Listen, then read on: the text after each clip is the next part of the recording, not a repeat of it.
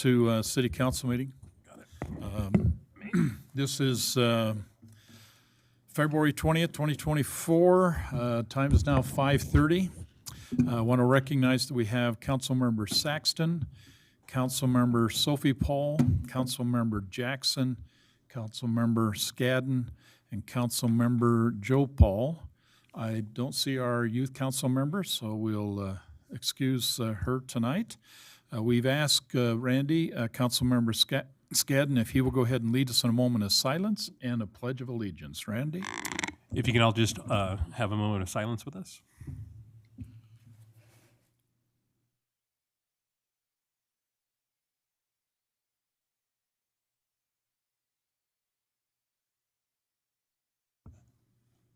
Thank you. If you'll follow me in the Pledge of Allegiance. I pledge allegiance to the flag of the United States of America and to the republic for which it stands, one nation, under God, indivisible, with liberty and justice for all. Thank you. Thank you, Randy. Okay, there are no consent items, council, and so we're going to move right into the public comment. If any of you have any public comments on any topic, certainly come up and give us your name and address. And we have lots of things going on tonight, so if there's interest in any of these topics, please give us your thoughts during this public comment period until we can try to figure out a better way to handle some of these presentations and stuff to get public comment before they take place. But here's an opportunity. Any topic. And Kevin, name and address. Thank you. My name is Kevin Homer. I live at 5398 South, 4000 West here in Roy. I will start off by apologizing to all the people that are here for the fire department. You'll have to listen to me talk about boring city stuff for just a minute. I want to talk about the discussion that will happen about Resolution 24-4. Adjusting the rates and fees for the recreation center.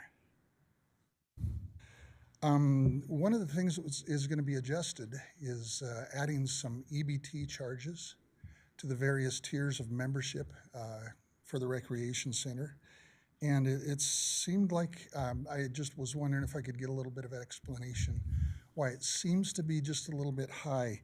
I went through and calculated on some of these EBT fees, and over a year, especially for the family memberships, the annual memberships, they total anywhere from $50, an additional $50 to $20 less for the family membership, and it just seemed just a little bit weird. So if we could look at that just a little bit. Another thing that was mentioned, that the fee structure at the recreation center had not been updated, especially for the admissions fees in the last 8 to 10 years, and also for the membership fees that hadn't been adjusted for about 18 years. That seems to be quite a bit of time between between adjustments for the recreation center. So what I would suggest is, if you would at least consider it, it might be a good idea to have a review of those fees every 1 to 2 years instead of waiting anywhere from 8 to 18 years to do adjustments. Because, the expenses for the recreation center have gone up over a period of time, and when the fees don't, it makes it hard to do the budgeting for that. The other thing I would ask is some informational data from the recreation center. I would be interested to see not only the total number of visits over a year at the recreation center, but also the unique persons. So if one person goes there 10 times, it would count as 10 visits, but that would only be one person. So I would appreciate if we could get a little more information about the attendance of the recreation center to help make some really good decisions about that. Let me see if I understand that question or comment. You're indicating rather than just like we oftentimes do, we count the number of people walking through the gate, recognizing that some of the same people walk through that gate every day. Correct. You're looking for some way by which we can determine how many of those people are the same people given a week or a month or whatever? Yeah, Is that- over a year. You know, of Or the a year. 40,000 residents here in Roy, it would be interesting to see how many people actually go there. Okay, Is it 5,000? Is it 20,000? I think it would be good for this body to have that information. okay. That's an interesting thought. I do know we track the number of people that go through there, Kevin, Yeah. but I don't know if we have the number in terms of how many times the same person goes through. Yeah. Yeah. And for me, that would be interesting to know. That data is available, Okay, yeah. all right. Yeah, Anyway. because you'd have to ask their name, and I think they just give you money and you go in. And so that would be, unless you had a computer right there and put their name in, but then some people would be like, why you put my name in? I mean, you know how At the people very, are. I mean, yeah, at the very least, we should be tracking zip codes where they're coming from. Yeah, zip codes would Yeah. be great. That way we can plot where they're coming from. I don't know, just thinking out loud. Because I think the last numbers that we saw were like 90,000, somewhere like 90 and somewhere between 90 and 100,000 Right, visitors had come through. yeah, Yeah, prior to the that's pandemic. probably total correct. visits. Total, not but yeah, necessarily unique in- is the key indicator. Anyway. Yeah, So anyway, Yeah. good luck with the discussion. okay. Okay, thanks. Okay, thank you, Kevin. Hey, anybody else like to share a thought? Any topic? Okay. Hearing none and seeing none, we'll go ahead and move into the presentations. Our first presentation is going to be Roy City Fire Department's Citizen Award. Are we good to go? Chief, perfect, okay. I'll turn the time over to you and you can do the introduction. Thank you. Okay, so about, I'd say 2 or 3 weeks ago, it came to my attention through Captain Law that we had a citizen through Facebook, it got posted that this citizen dug out some fire hydrants. And at the time, I didn't know how many. I mean, it's common that people do it around their own house. But when Captain Law came to me and said, hey, this citizen significantly dug out several fire hydrants, 60, I think it's 61 in Crystal. If I'm wrong in that, I'm sorry. So, you know, I think that's really significant that she dug out 61 hydrants or whatever that amount is. And it wasn't just her, it was her son. And she went around the whole city and did that. And so what we did internally, we brought her in. I wanted to meet her. We actually gave her a T-shirt, one of our new friends and family T-shirts. And we came in and we honored her and her son. And it was really a great moment. But I really think the deed that she did and the significant job that she did digging out these hydrants, it really helped the fire department because as you know, when we get a fire and these hydrants are piled with snow, it's a time-sensitive situation. So I think it's appropriate today that you as a city council member recognize Crystal and her son for digging out these hydrants. And Crystal, if you don't mind coming up to the front here.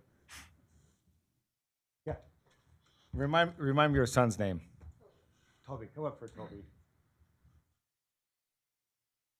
And Toby, here, sorry. Toby, I believe you helped as well, right? Mm-hmm. So we just want to recognize Crystal and Toby for really a significant job that really helped us as a fire department. We're grateful. And normally, we as public servants, this is something we like to do, but I think it's special that you did something for us. Yeah. And so we'd like to recognize you publicly in front of the council and for our firefighters here. Thank you so much for what you did. And we have a certificate here and a plaque just thanking you on behalf of the city council and us as the fire department. Now, Crystal, what people don't know is we ran into each other at a social event. Would you mind sharing your story as to what motivated you to go through and do this? Because this is actually very, very commendable. So, if you don't mind. We talked a lot, so I'm not sure which. But Why you went through and unburied the fire yes. hydrants? I also am a crossing guard for Roy City on 6,000 and 2,200. And one of the houses, I'm not sure if it was this station or not, that responded the week of Christmas was my friend's home. And there was a delay in trying to find the hydrant. And I've lost a lot of family and friends through different house fires, or they've lost all of their belongings through that. And 2 minutes can save a life. 6 minutes, 7 minutes, however long it takes, depending on the size of the fire. And I have a lot of family members that are paramedic and firemen, and my cousin just retired after 35 years on Las Vegas Central. And by driving home that day, I saw just a tip of the fire hydrant hanging out. And so I stopped, I dug it out with my hands.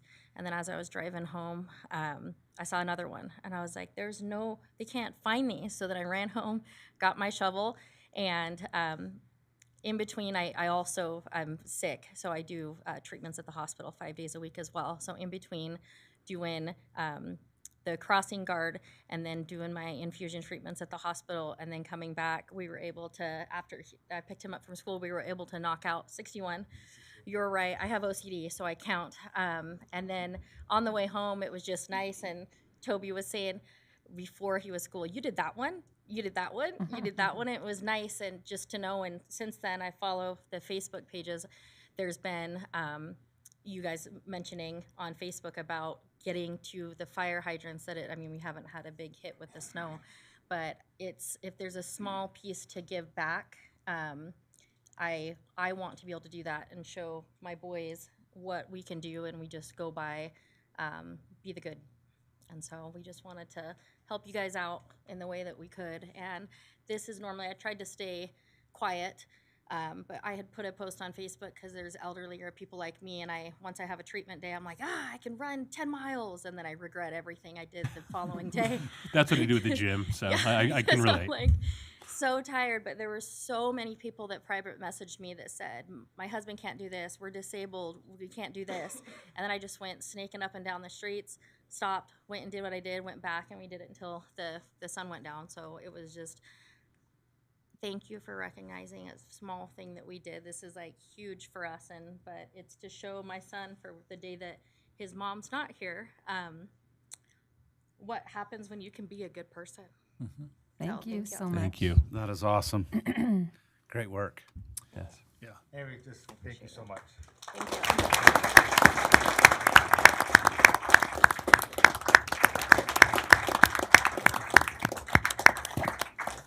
Council, any comments you'd like to share?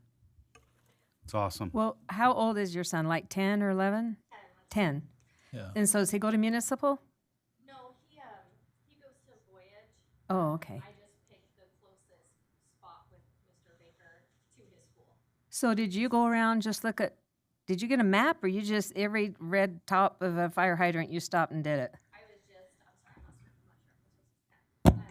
It was just on my way home. I live right off of 5600, and I was going home to just go home in between my days and lay down, and that's when I had just saw it, and so just started going. I decided there's probably a lot of people that like me.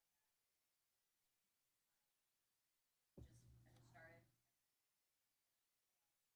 Well, that's just awesome. I know on the news, I've heard of houses like more up in the mountains around Nordic Valley, but that burned down because they couldn't find the fire hydrants. So hopefully that message went up to some of those other places higher up in the mountains. And if everybody did what you did, it would really save a lot of houses and a lot of lives too.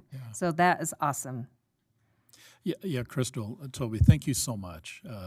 Bottom line is that I say a lot of people do these kind of things, but I'm not so sure.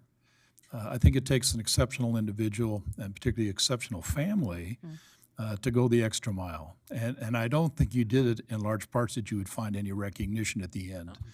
You did it because I think you're just a great citizen and you love your city. And so thank you so much for doing that. Chief, the fact that you captured this is also important. And let's don't lose sight of that. Whenever we can realize and recognize great contributions coming from the various citizens that we serve, then I think we're doing our part as well. And so I commend you and your teams, to reach out and make this connection. That's really, really important too. So well done. We couldn't be more pleased. Thank you so much. Anybody else like to share a thought? Again, thank you. You're certainly welcome to stay with us. We got lots and lots of things to share tonight. We're going to talk about the first professional services. And I believe we have Cody and Dart going to talk. Please, if you will come up and share this thing. And we may need to have some translation here, Chief, so stand by. Okay. We We need to make sure we understand what this all means and how it all fits. Yeah, so I'll address that. So this is kind of like a year-end review. I think it's important that the council, the public knows how we're doing on our ambulance service and our revenue, and how we, kind of like an ambulance collection of 101. So this is our ambulance collecting company, and they're going to be able to explain how we collect, why it's important we do that, and some data to share with the council and the public. And so these guys will do a great job in presenting how we do that and why it's so important, and the areas where we're actually doing really well as a fire department, and the things that we've done really well comparatively to other jurisdictions that are surrounding us. So I'll turn their time over to them, and if there's any questions, please ask during the presentation. They're here to answer any questions that the council members have. So I'll turn over to Cody. Dart. Okay, Dart will go first. Okay. I want to thank, where'd Crystal go? She leave? She already snuck out. How do you follow up that? Yeah. I mean, I wish we could all be like that and not involved. So my name is Dart McGregor. As I see Mayor Dandoy, did I say that right? You did right. To kind of give you an idea how long I've been around Roy and your EMS building, I think you're my 5th or 6th mayor. Oh. So what we wanted to do after talking to Chief Williams, I'm the owner, president, founder of First Professional Services. We're a billing company that specializes in EMS billing only. And we subsequently do a lot of consulting, data management, visualization, help EMS services with visualize where they've been, where they're at now, where they go. This isn't my first city council meeting. We help with EMS budgets. So more than most of our competitors, we really drill down with the data and try and make sense of it to everybody. So Chief Williams wanted me to do an ambulance billing 101.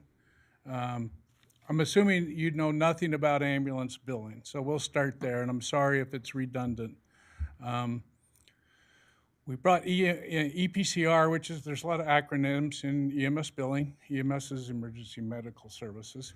EPCR is Electronic Patient Care Reporting. We were the first to bring digital, go paperless with Ogden City.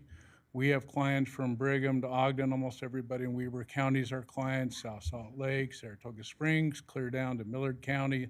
As far west as a town out Fernley, Nevada, out there, Moab, Utah, a district. So we're pretty well scattered around and have a nice solid core of clients and are continually growing. So when the fire department gets a call from dispatch and they're dispatched to the scene, at that point, dispatch is pre-filling the tablet for them, so they have patient name and address, some of the demographics, what the reason for transport, or, you know, is it an auto accident, is it a chest pain, all that kind of stuff. Once they respond, they start filling out a tablet, and it's digital, and the information that they collect on that patient is transferred via the cloud through a company called ImageTrend. And once that is done, and each ambulance service is in charge of their own quality control. So not only are we documenting everything we did on the patient and trying to get all that, and keep in mind, these guys have a tough job of, we're hounding them for information, and patient care is utmost and most important to these guys. So all you guys, you have a great fire department. We then go into the cloud and we'll pull the data back and integrate it into our billing software, immediately create and generate insurance forms, send patient statements where applicable, try and collect. Our job really starts, even though we're dealing with electronic information, our job and my staff starts with, what do we do with it? Did we get insurance information? Is it an automobile accident? We're going to build the automobile insurance first, primary and secondary coverage, calling the patient. Our invoices prompt the patient. If the patient's unconscious, it's really hard to get billing information from the patient. Our job then is to start gleaning that information, and our statements will tell the patient, if we don't have your insurance information, call our office. We have a toll-free number, and we'll get the insurance information and bill them as a courtesy for Roy City Fire Department. It's your single largest source of revenue. And I'm going to have Cody go through some of the details a little bit later. In ambulance billing, there's three components for revenue. We call it the three legs of a stool. Two of them are mandated by the state. So Utah's one of 9 states in the country where they actually control what these agencies can charge for what's called the base rate. That's your basic life support services, intermediate, advanced life support 2. So the state sets those rates, the maximum that you can charge. The state also sets the mileage rate, which right now is $42.24. So, sorry, Chief, if they can avoid it, don't ride in an ambulance, okay? You're going about 8.8 miles average in this town. I know I'm a little bit of a nerd because we're drilled down to those kind of numbers. We have to. The third component is supplies and drugs and drug administration. So that is controlled by the department with a little bit of oversight from the state. The state basically says you can charge what's UCR, usual, customary, and reasonable, with adjacent agencies. So the only way you're going to know is to talk to your constituents and your other agencies without collusion, without price fixing, get an idea of what are we going to charge for a C-collar or for splints and those kind of oxygen, the drugs, all that kind of stuff. We also, as a billing agency, are hands-on, and we meet with our clients at least every 6 months and review for them their fee schedules and let them know, are you good, bad, or ugly compared to Ogden or to Brigham or to any of our other clients. South Salt Lake's one of our clients. So we look at our job as to not only be a billing company, but also to consult. I've done a lot of consulting for clients, and I do a lot of consulting for people that aren't our clients, and they'll bring me in as an independent analyzer for how their fire departments are doing. So those three components we set up, and when you go out, like in Roy, your average ambulance ride is going to be $2,300, depending on the base rate. So base rates is advanced life support. It's upward to $2,000, and that's set by the state. Intermediate's $1,400. BLS is $1,090. So our job is then to take that digital information and turn it into revenue for you guys, but at the same time being white glove care, knowing that your constituents and their patients just also got out of a hospital and they have this debt burden. They've had all kinds of psychological influence and impressions on their life. So in Ambulance Billing 101, we pick up that data. We do the insurance claim processing electronically. We send the invoices. We're not a collection agency. When we've run the gambit of services that we will do, which to the point we give everybody a last chance phone call, and we know that a lot of them are destitute, and we'll work with them. We'll set up payment arrangements, whatever we can do to turn that incident into revenue for these guys, but still have them be heroes and not hated. We'll take the bad phone calls. That's kind of our goal and what we've done and been doing it for about 30 years now. So we'll be open for questions a little bit later because of time constraints. I don't know if you guys can see that very well, but I'm going to have Cody tie in. We use a software data visualization called Domo. It's out of Utah County. I don't know if you've heard it or familiar with it. But what we do then is we take all of our billing data every week. So the data we're going to show you today was current as of last Friday. Dump it in this database, and then we have algorithms and programs that will then set KPI, key performance indicators, so we can tell our clients, like I said, 8.8 miles, your average charges per transport. Every time you transport a patient, it means $867 to you guys.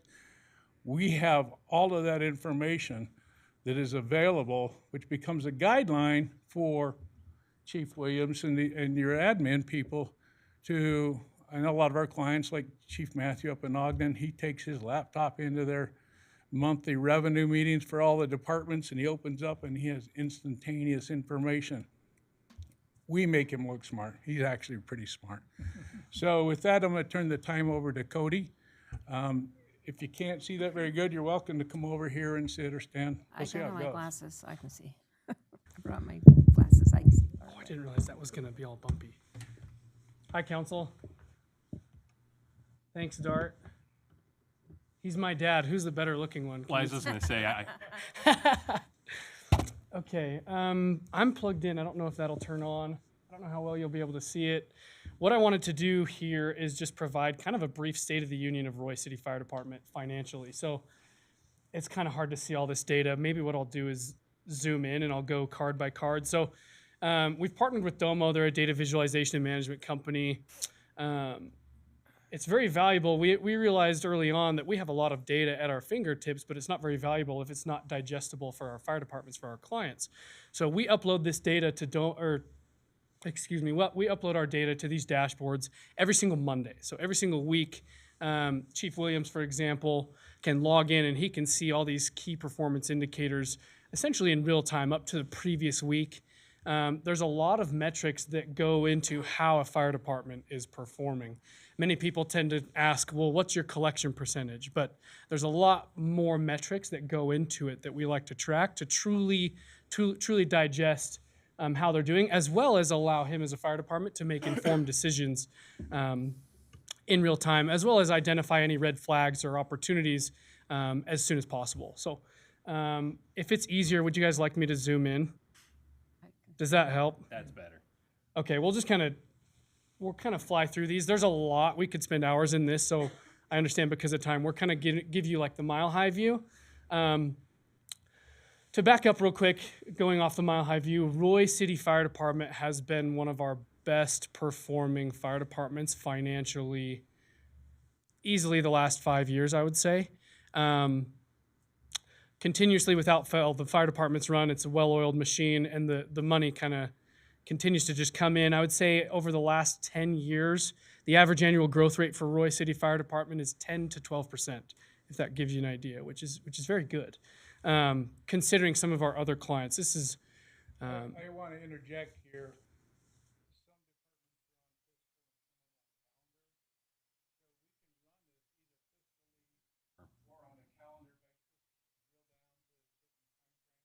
Compared to last year, last 5 years. Yeah, it allows us, if we can filter by any sort of date range and things like that. Makes it very valuable if Chief Williams calls and he says, how much money did we collect the last 6 weeks? Or how much did we charge? Or how many transports did we bill? Or anything like that. So I'm going to kind of explain this card. This is called a card. This is the total transports that Roy City did in the calendar year 2023. Okay, it's easier for us to just take the most recent calendar year to give you a better accurate snapshot. So this number you'll see in black is the current value. So Roy did 2,183 transports last calendar year. This PY is the previous year. So the year prior, they did 2,070. The change is 113 transports. That's a 5.46% increase compared to the previous year. So keep that in mind when we go through all these cards. And please feel free to chime in if you have any questions as we go. So here's the total charges. They did just about $6 million in charges in 2023, which was up about $560,000 from the previous year, which is a 10% increase. One thing that we track heavily, you heard Dart mention, he's pretty good actually. He was kind of going off the cuff. He said $2,300 in charges per transport. We did about $2,330, so I can attest he knows his stuff. The previous year, we did $2,190 in charges per transport. That's the average bill that goes to a patient every single time they roll out. Which was an increase of $139.79. Now to the fun stuff. Can you guys see that okay? Yep. Payments, this is total revenue. We collected $2.3 million gross revenue for Roy City last calendar year, 2023. That's rounded up. I think it was like 2.9 and some change. The previous year. Could you help us with that? You're indicating we collected 2.3 million, but what was the other number just above there to the right? That was 5.9. So we have about a 40% collection rate is what it calculates. Yeah, Okay, yep. I want to make sure we understand that difference. Yep, exactly. So, and you were spot on. I would say the industry standard, at least our benchmark that we like to shoot for, is about 40% of gross collections. Now, some people might think that's terrible, right? But when you understand the industry, when you have payers like Medicare, Medicaid, any third-party contracts they have with private insurance, things like that. Medicare, for example, adjusts off $1,978, and we have to accept assignment on that. So when they're adjusting off that much, you can see why it brings down the gross collection percentage. So we also track the net collection percentage as well, and I can get to that in the bottom. The net is essentially what First Professional is expected to get. The gross is as a whole. Does that help answer your question, Mayor? No, that's good. Go ahead. Okay, perfect. So you can see in 2022, we collected $2.1 million. So we collected an additional $197,000 approximately in 2023 than from 2022. An increase of about 9.5%, which is great. That's healthy growth. We don't see that across all of our clients, especially when you see transports only going up 5%. So if we can get revenue to double what the transports kind of drive everything for what it's worth, right? Your 911 dispatch calls drive your transport volume drives your charges drive your total revenue. I want to say anywhere you see green on this, Good. that's good. Green is better than last year. For what it's worth, there's no red on this chart. So it was a good year for Roy, calendar 2023. Over here, you'll see the average payments per transport, $877. Now, is that the average of what was collected versus, or that's the average across all? That is that is taking all the revenue divided by the total transports Okay. that they ran, and that is the average payment we received across Gotcha. all those. Yep. Gotcha. So out that's of a good benchmark. $2,183, you only collected $877. Yes, ma'am. Basically. On average. Yep, On on average. average. Yeah. Yep. And again, that's because contractual adjustments with Medicare, Medicaid, third-party private payers, things like that. This is kind of good data for when you have a patient wondering, why is an ambulance bill so expensive? And then we explain, well, that's because we contractually have to adjust off 2/3 of that bill, unfortunately. So probably the percentage of people who go on ambulance are probably mostly on Medicare or Medicaid. I could tell you right now, actually. Well, I could dig into it. For Roy City, Medicare and Medicaid transports, your total revenue was about 28%. 28% of your revenue was Medicare and Medicaid patients. Yeah. Any other questions there? Patient demographics play a huge role. Play a big factor. From Yeah. city to city. For example, South Salt Lake, Mm-hmm. they have a much higher percentage of Medicare, Medicaid.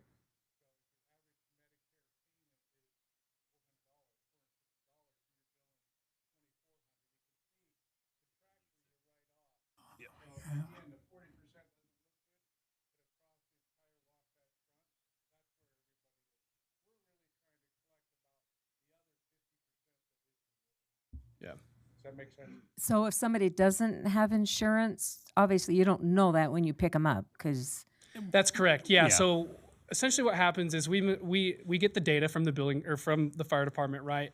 Our staff then massages that data and files a claim with the health insurance if they have it. If they don't, a statement goes to the patient with a call to action that says, "Please call our office," or they can go to our website and submit their health insurance online. Then that comes to our staff, and then our staff can file a claim with the health insurance. What, just out of curiosity, have you seen a trend with like high deductible health plans where you're seeing more people that aren't paying? It's going many. up. Yeah. Yeah. So Yeah, What- we talk to our staff all the time because we see these trends. And we get Yeah. questions from our clients, obviously. Sure. We're not going to go over the same thing. We watch for trends, and we'll ask our staff, why do you think that payments are going down? More people are opting, and companies are having Yep. them opt for a higher deductible. Correct. we have a lot of patients calling to set up automatic monthly payments with us. Do you find from a trending perspective, especially like the start of New Year's, that people have a tendency within, say, like the first 3 to 6 months to not pay an ambulance bill, and all of a sudden on the back end, I'm gaming out how I've always done my health Yeah, savings no, account. absolutely, Yeah. right? You want to hit your deductible or Yep. use your HSA and things Yep. like that, and Yep. then it's easier to pay after you hit your deductible. Yeah, absolutely. From a business perspective, how do you account for that? Do you guys will you take payments across until they? Oh yeah, absolutely. We Yep. set them up on monthly financial. Okay. And if they honor those, we waive any interest charges. We ask our clients, do you want us to charge finance charges? Sure. Hey, Yeah. it's an offset if you collect it. Right. But yeah, we ask you, and typically it's 90 days, after 90 days, which is sufficient time for the insurance claim. Yeah. And the motivated. payer is a big factor too. Like the VA takes 8 to 9 months Sure. to pay on a claim, whereas you have, your private payers that pay in a matter of 2-3 weeks. So I have a question. If you contractually write off a lot for insurance companies, what do you do for the people that don't have insurance? Hit them with a full bill? They get the full bill. Yep, absolutely. And we have, so Roy City has a charity form that we can send to the patient. They can fill it out and justify their case as to why they might feel eligible for a financial aid, like for a discount. It's pretty thorough because it helps separate the wheat from the tares. You get many patients that sometimes will call and just say, give me a discount, and so it's kind of the fire department's way of vetting the patients that are eligible for financial aid. It requires bank statements, tax returns, pay stubs, things of that nature. And then we in turn submit that to the fire department's administration. They come through it and then they make a decision, and they usually assign whatever discount they want to give to the patient based on the poverty level.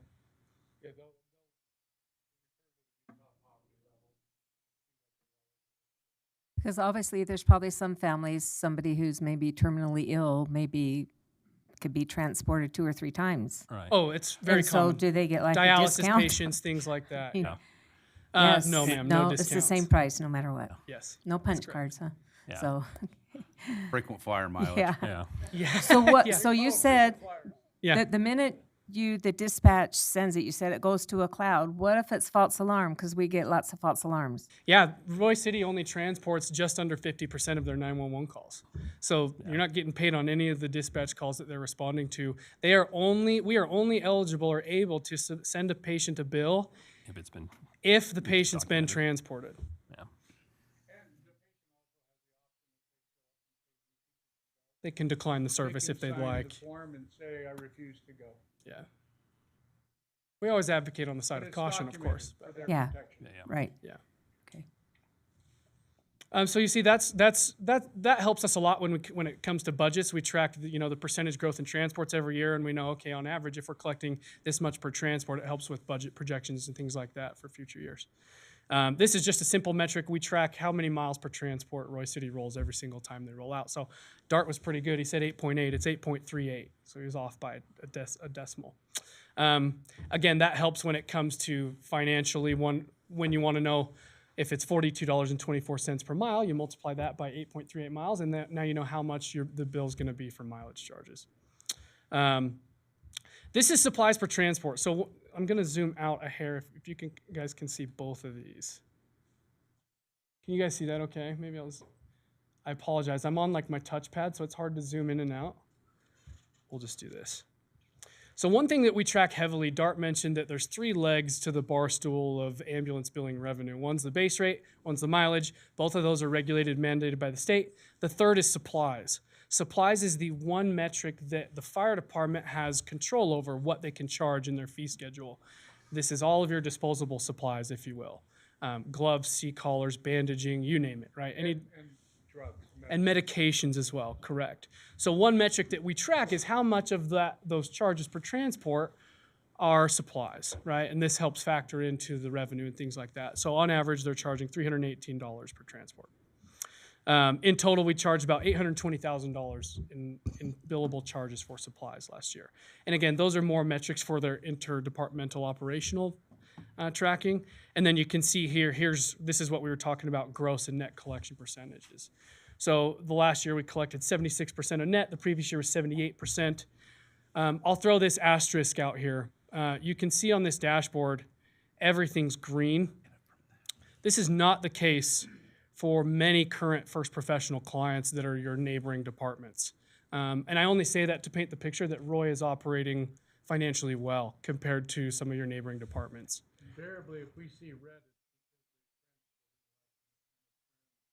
in the last year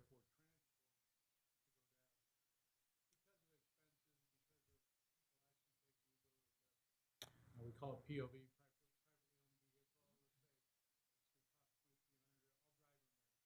A lot of people are taking themselves to the ER nowadays, unfortunately, rather than taking the ambulance. And the advent of telemedicine, call a doctor and they can. I'm going to show you this little graph here. This will help kind of illustrate the growth of the last 5 years of Roy's revenue. So I'll hover over them just so you can it's easier to see. If I hover over it, it'll highlight it. This is 5 years ago now because we're already after the current year ended. 5 years ago, we did 1.5 million in revenue. 4 years ago, we did 1.55 million in revenue. And then you can see 2 years ago, we had a significant jump to $1.98 million in revenue.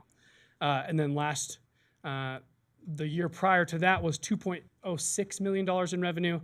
And then we did $2.26 million in revenue last year. So there's been steady, healthy growth over the last 5 years of ambulance billing revenue. The asterisk to this as well is I'm not sure how familiar the council is, but I look at Matt and Matt. We do too. It's not Mike and Mike in the morning. It's Matt and Matt in the evening. Roy City is still owed a significant amount of money from a contract they had for interfacility transports with Steward Health, which is now Holy Cross, to the tune, as of last week, about $380,000 in revenue that is contractually owed to Roy City that the city now has taken legal, I believe, right, Matt? And conversation for another day. The point is, if we added that, It's fixed. Yeah. your revenue. Really good. You'd be up closer to $2.5 million in revenue last year, which would be easily, bar none, our best performing client. Just to kind But of at the end of the day, it's only 40% of the full charge. correct. Yep. So So the contracted about- amount, Contract is that $380,000 is fixed revenue that Yeah, that's what will they be actually- paid in the full amount. Correct. yeah, Yep. That's what they do. I'm legally. trying to get So it won't be like your contracted amount is maybe 700 and something Yeah. dollars-ish. Do you remember off the top of your head? Might even be closer to 800 or 900, but it's that full amount. It wouldn't be 40% of that $800 or $900 per interfacility. that was my transfer. point. Okay, yeah. So it would be that full amount. And then lastly, out of curiosity, if you want to know where your money's coming from, it's kind of small still on that TV. So this is a donut chart that helps illustrate where your revenue is coming from. So you can see 43% of Roy City's total revenue came from commercial insurance. Medicaid was 17.5%. Check is like patients mailing in a check and things like that, 15%. Medicare was 9% of your revenue. Patients paying online, 4%, et cetera, et cetera. This just helps illustrate where your money's coming from. Keep in mind, Yeah. it's updated every week. They can access this anywhere they have internet, phone, tablet, desktop, you name it. So obviously we pay you to do this. So what's your percentage? Are you on a percentage basis, the Yes, way you ma'am. get paid? Yeah, we have a contractual percentage of all gross collections that we collect. Correct. Any other questions? No, Okay. you've Thank got a you, lot of counsel. information here, so, It's a lot. It's easy to dive in. So, sir. No, great. okay, counsel, Big thank you fan for of your time. demo. Appreciate it. Hey, thank you. Thank Okay, you. Thank you. Now, Chief, obviously, the information we've got sitting in front of us adds more to this discussion. Is this the last presentation you're going to do tonight? Okay, I just want to make sure that council, there's more information on this sheet that you'll need to be watching for, okay? Okay, thank you. 40%, interesting. Any comments, questions, council? Thank you. You were- Okay, thank you. Okay, now we're going to do Roy Fire 101. Is that you? I see your name all over this one. Thank you, Mayor, City Council. I know it's been a long night. I'm really excited for this portion of this presentation. I'm excited because I like to brag about what we do as a fire department, but I think it's really informative. Tonight, what we hope to do really is to inform and educate you how we run as a department. I think you'll commonly hear that we're extremely busy, and I think that's a term we use, but I don't think there's maybe a great understanding of where the time is being spent. So the time today, what I'd like to do is explain, and we have a great presentation through our battalion chiefs. Chief Hadley will go after me, Chief Anderson, and then Chief Rast. And we'll do this together. But really, we hopefully there's some questions after. But really, we just want to tell you where we're spending our time, what we're doing, how busy we truly are, where we're spending that time. So I'm excited. Let's go to the first slide. Really, what drives us as a department is the mission that we have. And really, our mission is to respond and to provide services of fire and EMS to our public, right? To give them the greatest service we can. And so I'm just going to read our mission statement. I think it's really important because this is what drives us. The Royce City Fire Department is committed to responding, being respectful, and staying progressive in providing emergency services, education, prevention, and to the public we serve. So in this presentation, we're going to go all parts of that. We're going to go into the call volume. We're going to go to our education, how we do that, how we do our staffing, and how we do our staffing is somewhat challenging. But we're going to show you how we manage it to meet the different standards that the NFPA requires us to do. So at this point, I'm going to turn over to, we're going to be jumping around. Chief Has is going to go first, and he's going to kind of talk about how we currently staff and how we run our department. Sometimes when we have sick leave and vacation, he's going to explain how we manage that. So I think today what we hope to do is really inform you and educate you in how we operate. When we say we're busy, we hope after today you'll understand when we say we're busy, it's not just running calls, it's everything else that we're required to do on a day-to-day basis in a 48-hour period. Because that's something that's changed from when I was a firefighter. I never did the 48s. So we have so much time for a crew to run the calls, do the reporting, and everything else we're supposed to do. So right now, I'll turn the time over to Chief Hadley, and we ask hopefully that questions can be asked after. I know it's a long night. If there's any questions after, we can get with me at a later time. So I'll turn that time over to Chief Hadley. Hey, it's good to see you. Hello. Mayor, council, Matt and Matt, I like that, the Matt and Matt show. And Brittany. Okay, so if we'll go to the next slide. This is our current staffing model for the 3 shifts as of today. A shift is staffed with 14 personnel. They have 1 battalion chief, 2 captains, 2 engineers, 4 paramedics, and 5 firefighters. B shift is currently staffed with 1 battalion chief, 2 captains, 1 engineer. We are currently in the process of testing for that position Thursday. They are currently at 2 medics. We have one that we just picked up. He starts on March 1st. So right now they're currently and have been running for the past little bit with 2 paramedics and 5 firefighters. C shift, which is us currently, most of these guys out here. 1 battalion chief, myself, 2 captains, 2 engineers, 3 paramedics, and 6 firefighters. We have a couple paramedics in training right now that are finishing up school, and a couple that are, well, and one that's still working her way through too. So that part of staffing is moving. Next slide, thank you. So with the staffing from the last slide, our current daily staffing model is we run with 1 battalion chief. We staff 1 engine at Station 32, which runs with a captain and a engineer. On a great day in Roy Fire, with the 2 shifts that have 14, if we're fully staffed, we would have a tailboarder on that truck. This last year, 2023, that happened probably less than a handful of times. So we don't really count that person as a staffing position. The ladder at Station 31 is staffed with 2, a captain and an engineer. We run 2 911 ambulances, and I'll explain the difference between a 911 ambulance and an ambulance when we get here in a sec. So Station 31, Ambulance 31 staffs with 2, and Station 32, Ambulance 32 staffs with 2. And those positions are firefighters. Then we have 1 paramedic truck at Station 31, and then Ambulance 33, which is our ALS ambulance. That is not a 911 intercept ambulance. That's our interfacility at the Holy Cross ambulance, and that only runs transfers.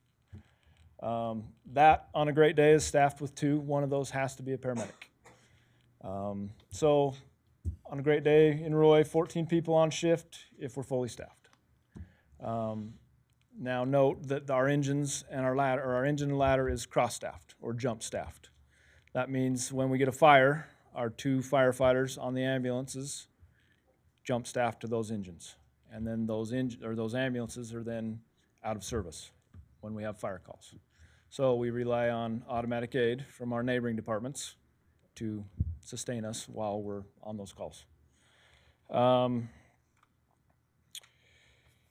Okay, so Ambulance 33 is staffed with 2 people on a good day. Like I said, one of those has to be a paramedic. And I will get to some of the numbers here in a sec. if we get an ALS transfer out of the hospital, if we don't have the 2 on that ambulance, we will jump staff again. We'll take a paramedic off of the medic truck, and we'll take a person, more than likely our engineer, off of the ladder truck, and they will run that ALS call, which then leaves us short-staffed on the other side to run 911 intercepts. If we do have a person staffed on 33 that day, we try to make it a paramedic, and then we just jump staff with 1 from the ladder. If it's not available, there are a lot of days where it's out of service, and I'll give you those numbers here in a sec. We rely on, again, that paramedic from one truck and ambulance person from another to combine that truck, or our third option is Ogden City Fire sends us an ALS ambulance. We also do run into Ogden City on their hospitals on ALS calls as well, which creates us revenue when we are available. So,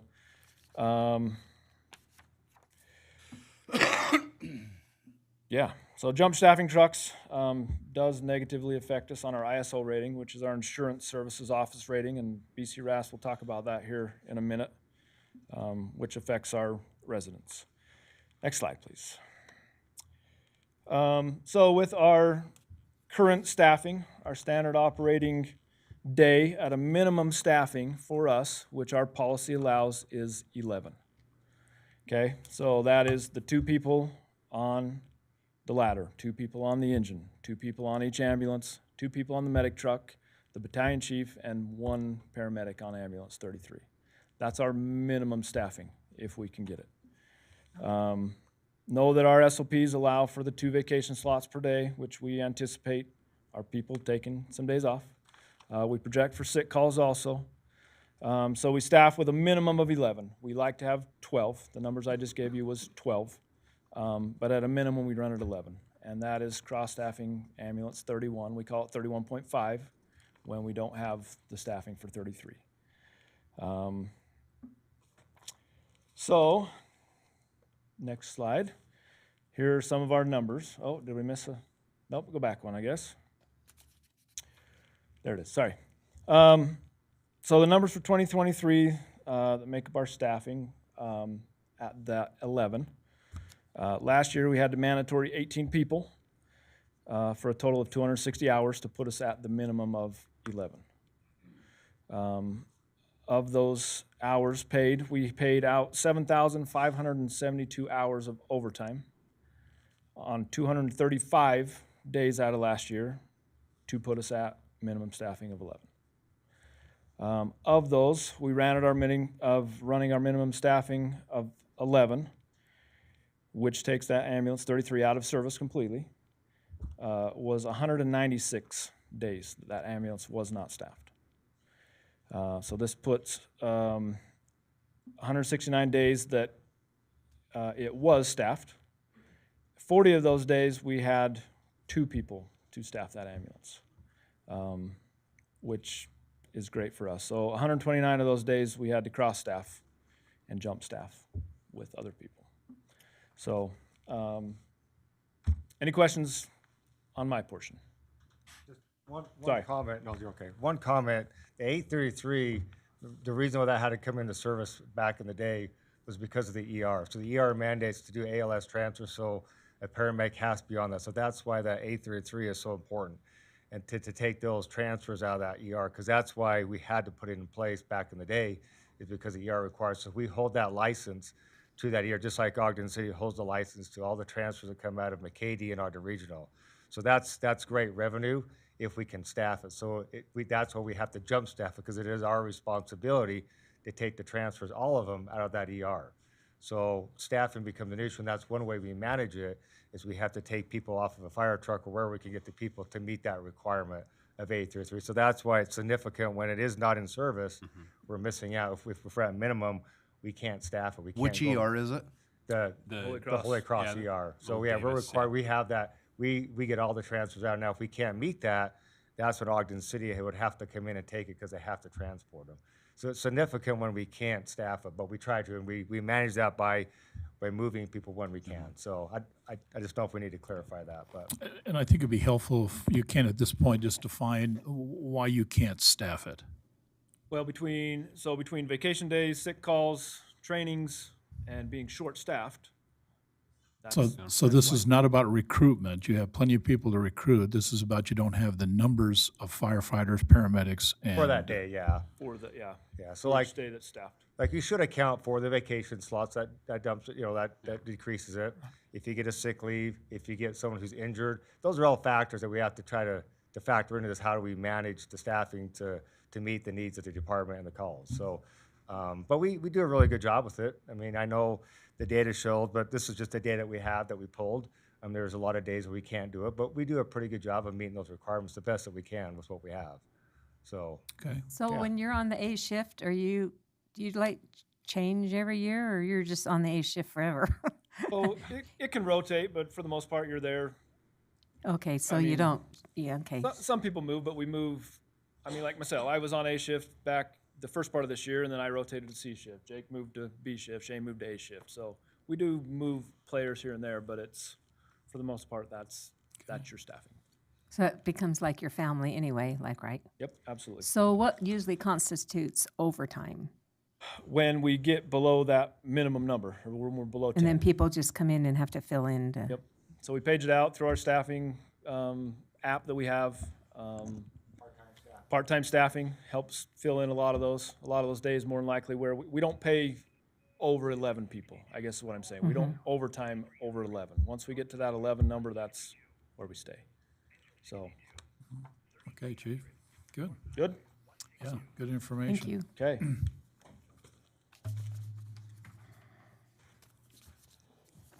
All right, so mine will be really quick here. Just going through the call volumes that we go out on, the 911 calls.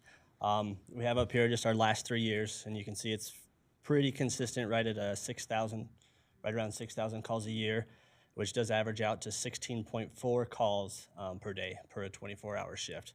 So pretty busy, especially if you consider like the transports. We probably only transport, like First Professional was here, over 2,000, but if you do a transport, that's well over an hour of your time. Probably closer to 2 hours once you go there, go to the hospital, come back in. This kind of shows the difference between EMS. Our total calls is in the blue, EMS in the yellow, and then fire.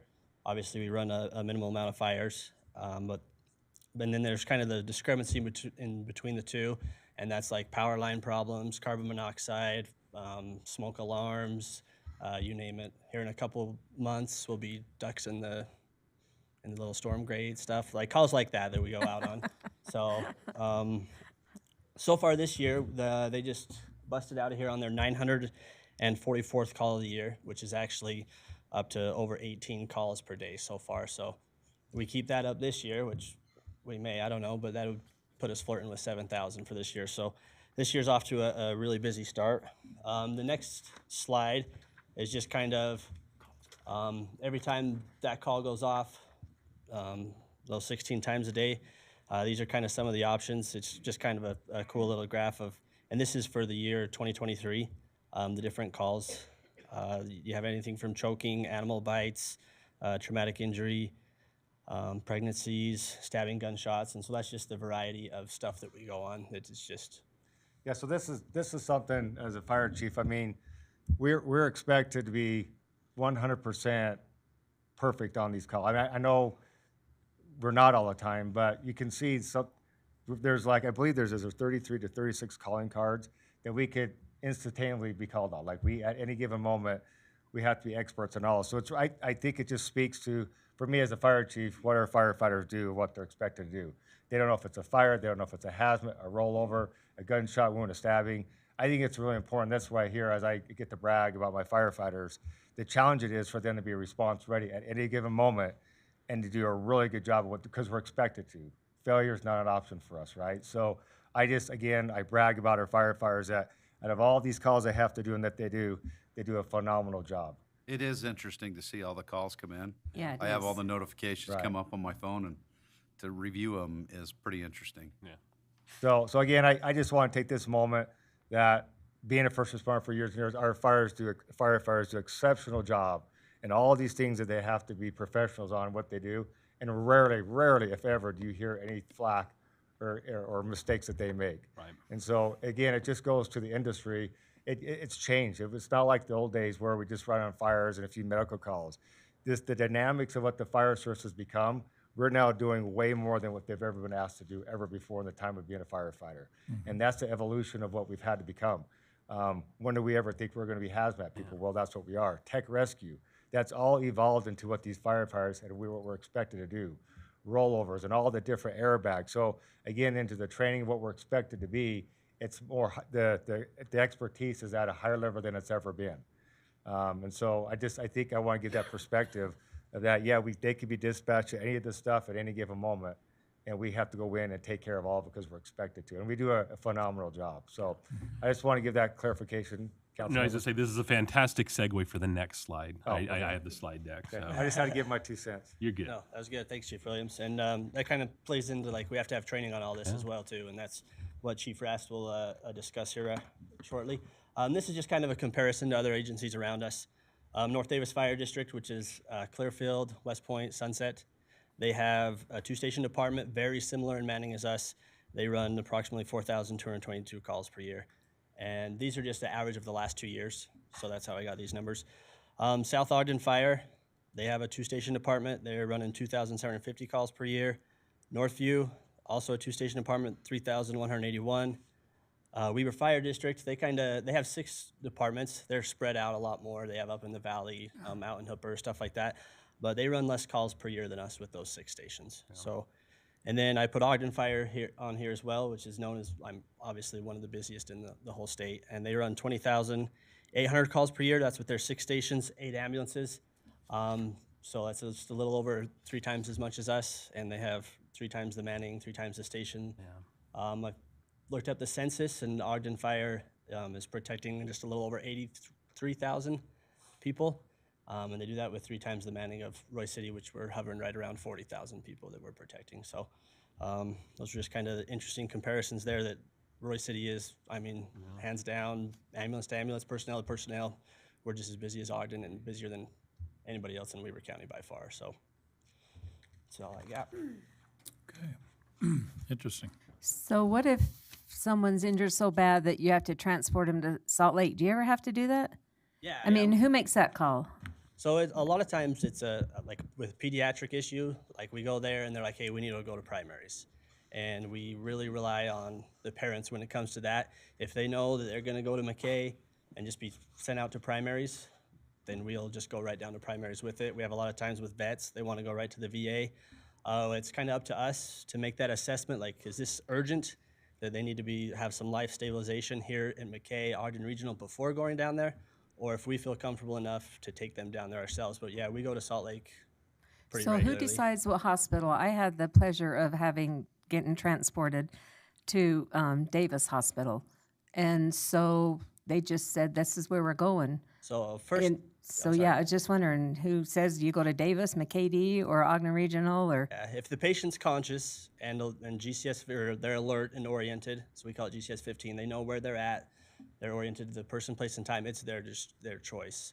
If they say, I want to go to Davis, we'll take them to Davis. If they say, I want to go to McKay, we'll go to McKay. Now, if they're unconscious, it kind of depends. Closest facility, if it's a stroke, we want to go to the best stroke center that we have around. If it's, kind of stuff like that. Then when they're unconscious, now it's up to us to kind of make that decision as far as closest facility or the specialty of care that they need. well, I don't remember who the ambulance people were, but I wasn't looking real good. And when they said Roy City's coming, I said to those people, you take a picture of me, I'll kill you. And they said, we get fired. And I said, good. Yeah, that's true. Well, but yeah. And different clinics have different protocols. I ran into this with my grandson not too long ago. He went to Ogden Clinic. His oxygen level dropped to a certain point. They said, we have to transport to a hospital. Yeah, once you get to that. Fortunately, we were able to decide which one he went to. But yeah, for those liability reasons, they can't like. And your team did a great job, by the way. Thank you. Yeah. Any other questions? No, thank you. Great, thank you. Okay, all right. I appreciate you having us tonight. So now that BC Anderson, BC Hadley have talked about staffing and how we respond, I'm going to talk a little bit about our daily operations and just what the firefighters do day to day. And I'm going to tell you, it's nothing like you see on Chicago Fire. So, all right. Okay, so so first thing that the firefighters do when they arrive at the station, usually they arrive a little bit early, and then shift starts at 8 a.m. They do a shift pass along. So this is where they meet with each other. They talk about things from the prior day, any concerns, and then they talk about anything that's upcoming for the present day. From there, they work into their apparatus checks. And this is where they go through each truck, ambulance, rescue, or excuse me, medic truck with a fine tooth comb. And they check the medications, they ensure they're not expired. They check oxygen bottles, and they just ensure that everything is there so that they can do their job effectively and be in a state of readiness. From there, physical and fitness is very important to us. As you know, physical fitness for firefighters, firefighters have heart attacks. This can be caused by stress, lack of sleep. So physical fitness is very important. So we have our firefighters go to the gym. They come over here to the city gym that we call the cop shop. We also have them go to some local gyms in the area, depending on what they would like to do. So, and with that physical fitness, they do have to pass a METS test every year, and that's done through WorkMed, through our department doctor. And then also they're required to pass a CPAT test, which is a national CPAT, where they go through a course and it assesses their job function and just their fitness overall. So from there, we have station maintenance and cleaning. We appreciate the help that we get from building maintenance within the city, but we also maintain the stations and we keep them very clean. So every day we have chores that we have to do, and each day is different. So, but it's a requirement for us that we keep that station clean, not only during shift, but also during shift changeover. Okay, obviously we need to eat, just like filling the trucks up with fuel. We need to, have lunch and keep ourselves in a state of readiness. From there, we work into our training and other assignments. We pretty much train every single day if we're not running calls. There are days where we run so many calls, we just don't have time to get our training in. And then our other assignments, an example of those other assignments are public education for fire prevention, peer fitness, and that is where this is a new program we're working on, where we have peer fitness instructors that are trained, and they help us be physically fit. And those are 3 people within our own department. And then obviously peer support. Mental health, very important to us, so we have a peer support team. Okay, and then 5 o'clock comes around, we run our station just like a normal business, 8 to 5. Everyone is expected to be up working and working on things for the department. At 5, this is more of a downtime, although this is a time for firefighters to catch up on assignments like reports. And just keep in mind, as BC Hadley and BC Anderson went through the calls, and also First Professional did, they have to complete a report on every single call they go on, whether it's fire or medical. For calls that aren't as severe, that report can be 15, 20 minutes. But if we go on a severe call, such as like a cardiac arrest, that report can take up to an hour or even longer. So these reports are long. And then obviously, as you know, we sleep at the station if we're not running calls. So when we go to sleep, we have our first in alert paging system, and the firefighters sleep. When that goes off, they're expected to wake up and go on the call and be sharp and be able to efficiently provide patient care, or if we respond on a fire. So that is what the firefighters are doing day to day. Now, there's lots of other things that can come into play here.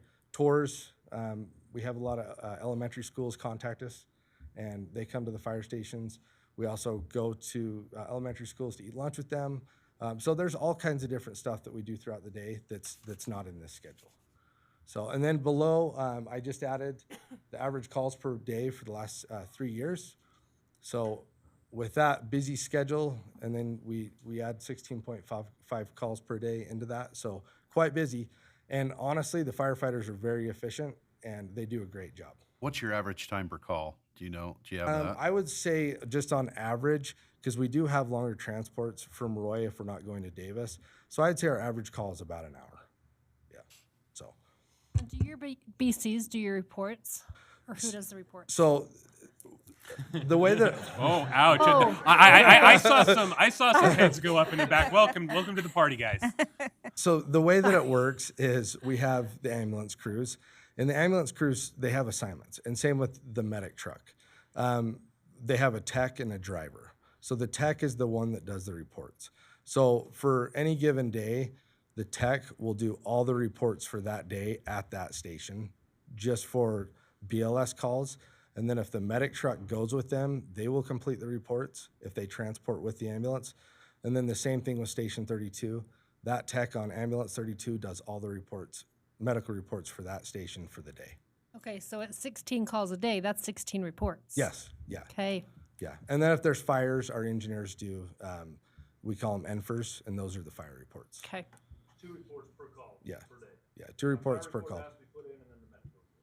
Okay. Yep, and then after that, if we have a fire, we do investigations, and we also do reports on those too, so. Okay, let me, all right, so one of my assignments here with the fire department is I'm the fire department training officer. And what that means is I need to ensure that everybody is recertified when they need to be. We have to get recertified for fire every 3 years. So, and there's a certain amount of hours required for each firefighter to obtain recertification. So each firefighter has to obtain 36 hours per year for a total of 108 hours over the 3-year period. And that is done through the Utah Fire and Rescue Academy. We keep track of all training records. So even when we train each day, we fill out a training record so that we have that on hand when we go to recertify. The other portion of this is the Insurance Services Office, and many of you may be familiar with that. But that is where we are rated, our department is rated on our efficiency and how well we perform as a department. There's many components of it, but I'm just gonna concentrate on the training portion today. So basically, we get rated, and BC Hadley talked a little bit about it with our staffing. We also get rated on our training. So this rating can positively or negatively affect the community's home and local business insurance rates. So how well we do, how efficient we are, and our quality of training affects the community. Okay, you can go ahead and switch slides. So just to dig a little deeper into the Insurance Service Officer Office ISO rating, there's a few components involving our training that I want to highlight. So first thing is training facilities. So we don't have a drill. It's talking about drill towers or training structures in this portion. We don't have a drill tower within our city, but we do work with other departments surrounding us that have them. The one thing that makes it difficult for us is we need to be in the city to provide, obviously, care to the citizens of Roy. So that's one of those things we have to balance out. But we do work with other departments for training facilities. And then use of facilities. So each year, every firefighter is required the use of facilities for 18 hours. What the use of facilities is referring to is acquired structures. So like on 5600 South, when we had all those homes that due to the expansion, that's what I'm talking about with an acquired structure. And we did go down on 5600 and we trained in some of those.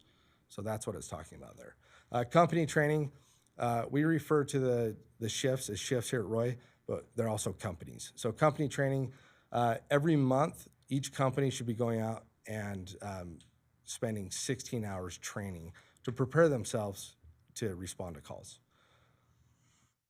Next is officer classes. So every year, each BC captain, deputy chief, and chief should be attending 12 hours of officer classes, and so that we can efficiently lead the department and have great leadership skills.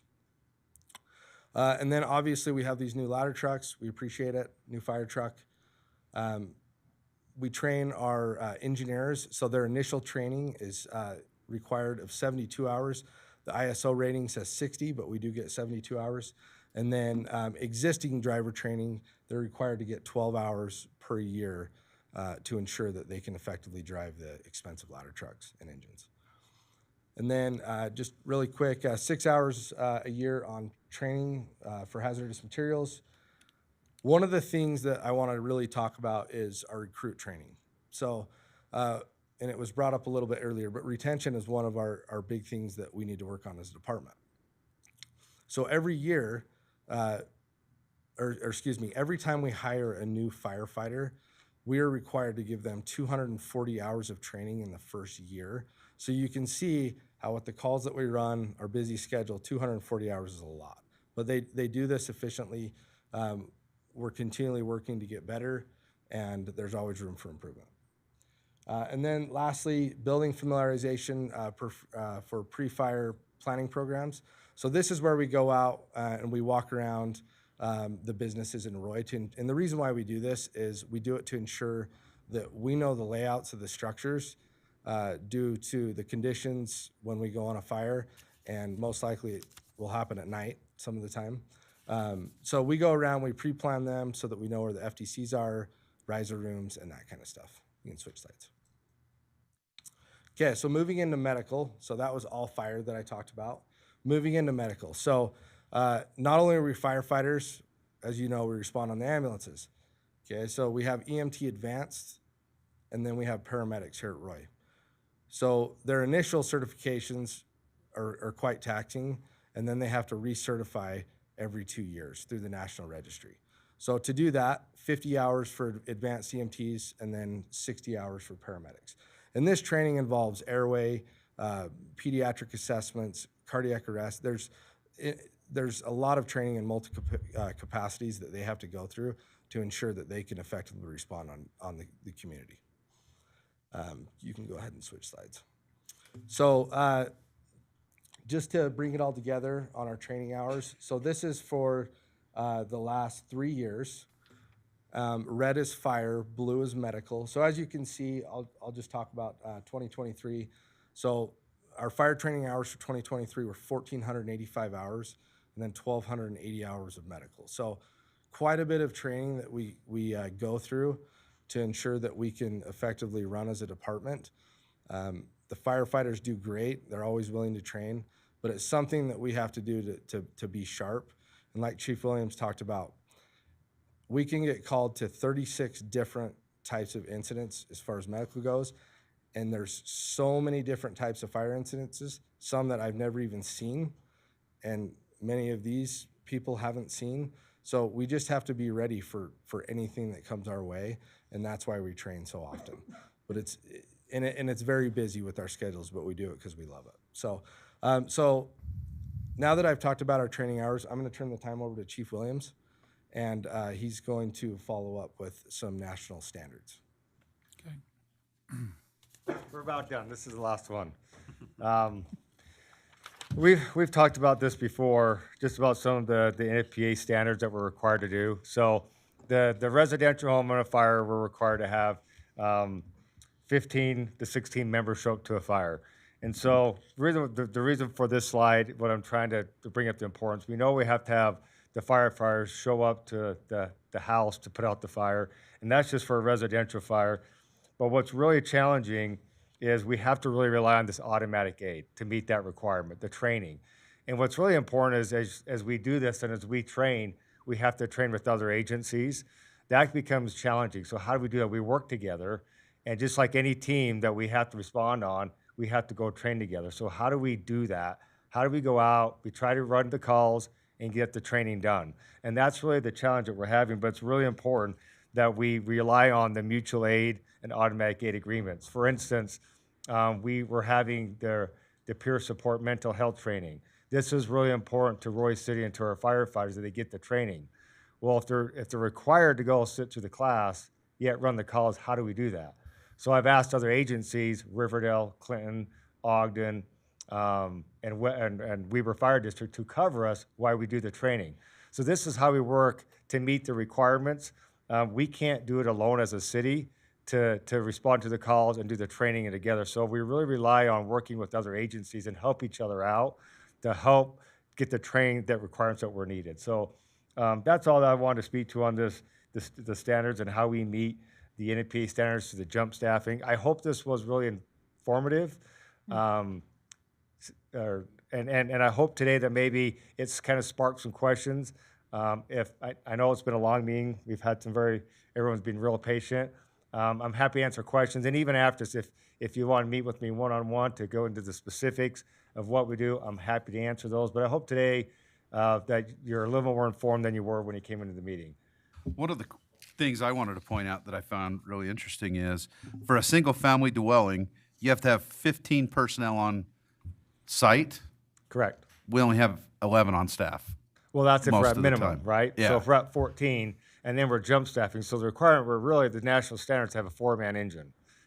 All right? We can't do that. So we take the 2 off of the ambulance to put the 2 on the fire truck so we can meet that. So it's just a way we manage, and a lot of departments do that. A lot of fire departments can't hire the staffing to meet that requirement. So there's ways that we do that. One of the ways, especially in the ISO rating, we did really well on. There was a total of 15 points. We got 15. The way we do that is through the automatic and mutual aid. That's why those agreements are so important. We meet that requirement because we use the automatic aid and mutual aid requirements. That's why I pointed that out. You can't do it without mutual No. aid. No. No. And that's even more apparent when you get into like the garden style apartment minimum and the high minimum. Right. We don't have any high minimum facilities in our city currently, correct? No. Garden style, yes. Right. But we do have an open air strip. True. Well, True. that's not called out, Joe. True. So does Oh, no, every it one of is. your Open airstrip, firemen know how to drive a fire truck then? You said they all have to be trained on how to drive, Well, so, you or do- you only have certain people that drive the trucks? Yeah, so you have ADO training, that's the driver Yeah. apparatus training and ladder training. So they go through a certification to get training on that, yeah.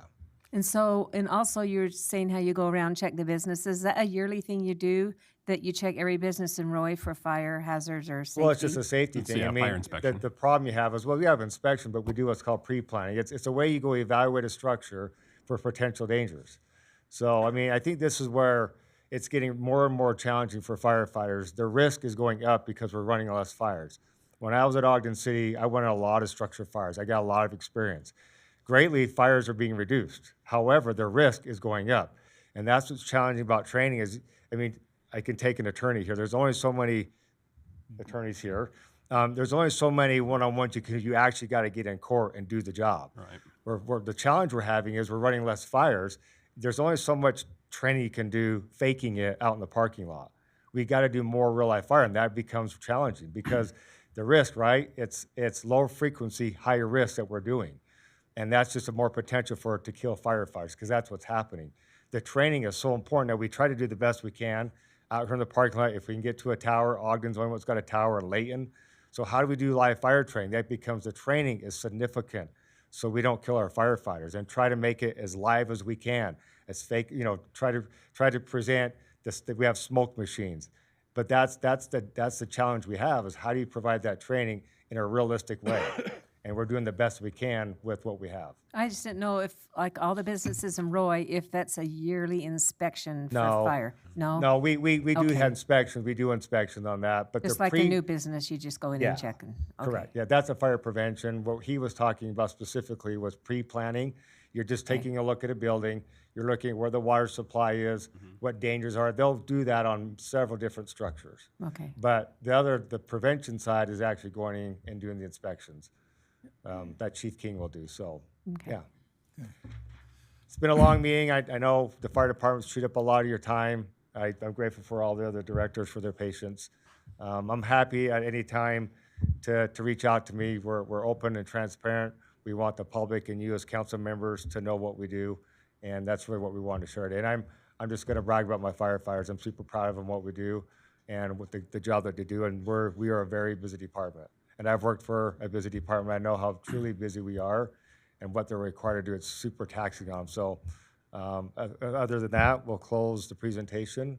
Thank And you then- for everything that you do for Roy City. I've heard likewise. nothing but great things about our fire department. Same. And that Yes. goes around to everybody. That's the police. I think we just got a great city, Public Works. Right. Everybody in the city does a great job. So it's not just fire. We're happy to be part of a great team, and we'll continue to do so with all the other individuals in the city. So thank you. Right. Yeah, no, Thank you. it's not Chicago Fire. Your crews are definitely good looking and better looking. So we'll close with that. Okay. Thank you, Chief. And thanks, Chiefs. Y'all did a great job. Excellent. Thank you. Okay.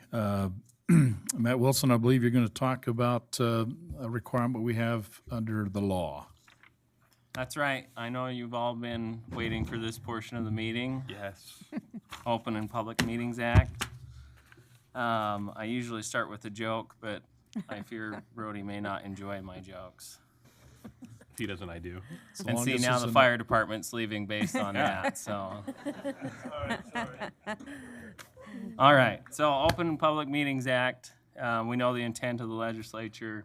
It's so that you're doing the work of the public in open meetings. You're having your deliberations and your actions openly. So basically that's it, open meetings, nothing else, right? No, there are some exceptions. You can have your closed meetings. And then you also have chance meetings, social gatherings, right? You notice those? No, don't notice those, right? All right, so those don't apply to the Open and Public Meetings Act, but you're not going to be conducting the public's business at those chance meetings, social gatherings. No, I think maybe a little clarification there. Are you assuming if we get three of us in the same room that we're not talking about city? I'm hoping. I think you're not supposed to talk about city. Yeah. Okay. And unless Yes, you're yes. wanting a Class B misdemeanor, 180 days potential jail time coming your way. So, I appreciate that comment. That's a good one. yeah. Basically, yeah. So if you violate the Open and Public Meetings Act, it could be a Class B misdemeanor, not would be, could be. One of the things that you find a lot of people get in trouble for is not noticing those meetings. And so you have to give at least 24 hours notice. There are a few exceptions to that. Those are very limited to emergencies.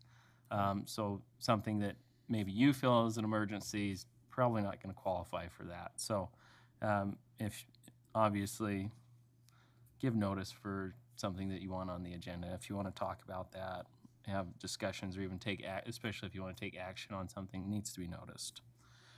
So one thing too that a lot of public bodies get in trouble with is closed meetings.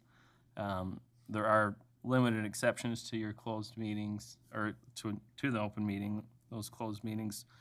Most of the time though, that work does need to happen in the open forum or open to the public. But with your closed meetings, as we know, we just had one recently, so you have a roll call vote. You have to specify the basis for your closed meeting in your motion, and all that good fun. Most are recorded. There's a few exceptions to that they're not recorded, but very limited. And then in those closed meetings, no final action can be taken, so you can't approve any ordinances, resolutions, any of that. That needs to happen in the open meeting. Discuss the criminal penalty for violating. Like I said, it is a Class B misdemeanor for violating the Open and Public Meetings Act. Clearly the intent is we're doing the work in the open, in I guess the view of the public eye. There are the common violations though, we've talked about a few of these.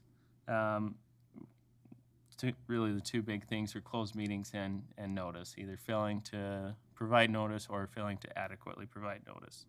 There is a proposed change which for legislation regarding meetings, and there's basically a quorum that is taking action outside of the public meetings, basically in concert, trying to influence what's going to happen in the open meeting. So one thing also that I'm seeing throughout the state is may not have a quorum, but you have different council members calling each other, trying to get votes. My advice would be if you're having those calls, I don't think that's an issue here, but if you are having those calls, try and have your discussions here in the public eye. That's what the intent of the legislature is so that we have these meetings in the open and public eye. So, any questions? All right, don't violate, right? I like it.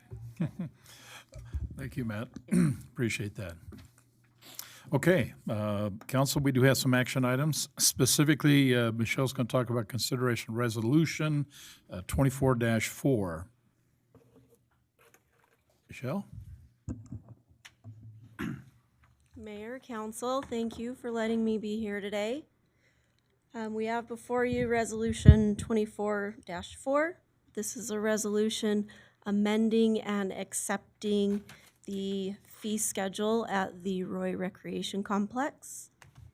These are the fees and services that are charged at the complex for items, daily admissions, memberships, programs and classes that are not included with a membership, and then also some facility or amenity rentals at the facility. I tried to provide a good summary in your packet of the fees and the methodologies a little bit behind the changes, but in general, the memberships were increased by 25%. The fees were then rounded to the nearest $5 or $10 just so that our fee schedule had a nice crisp look to it. And then we also cleaned up some of the consistencies in the non-residency fees, and that non-resident is now just a flat 20% above the resident fee.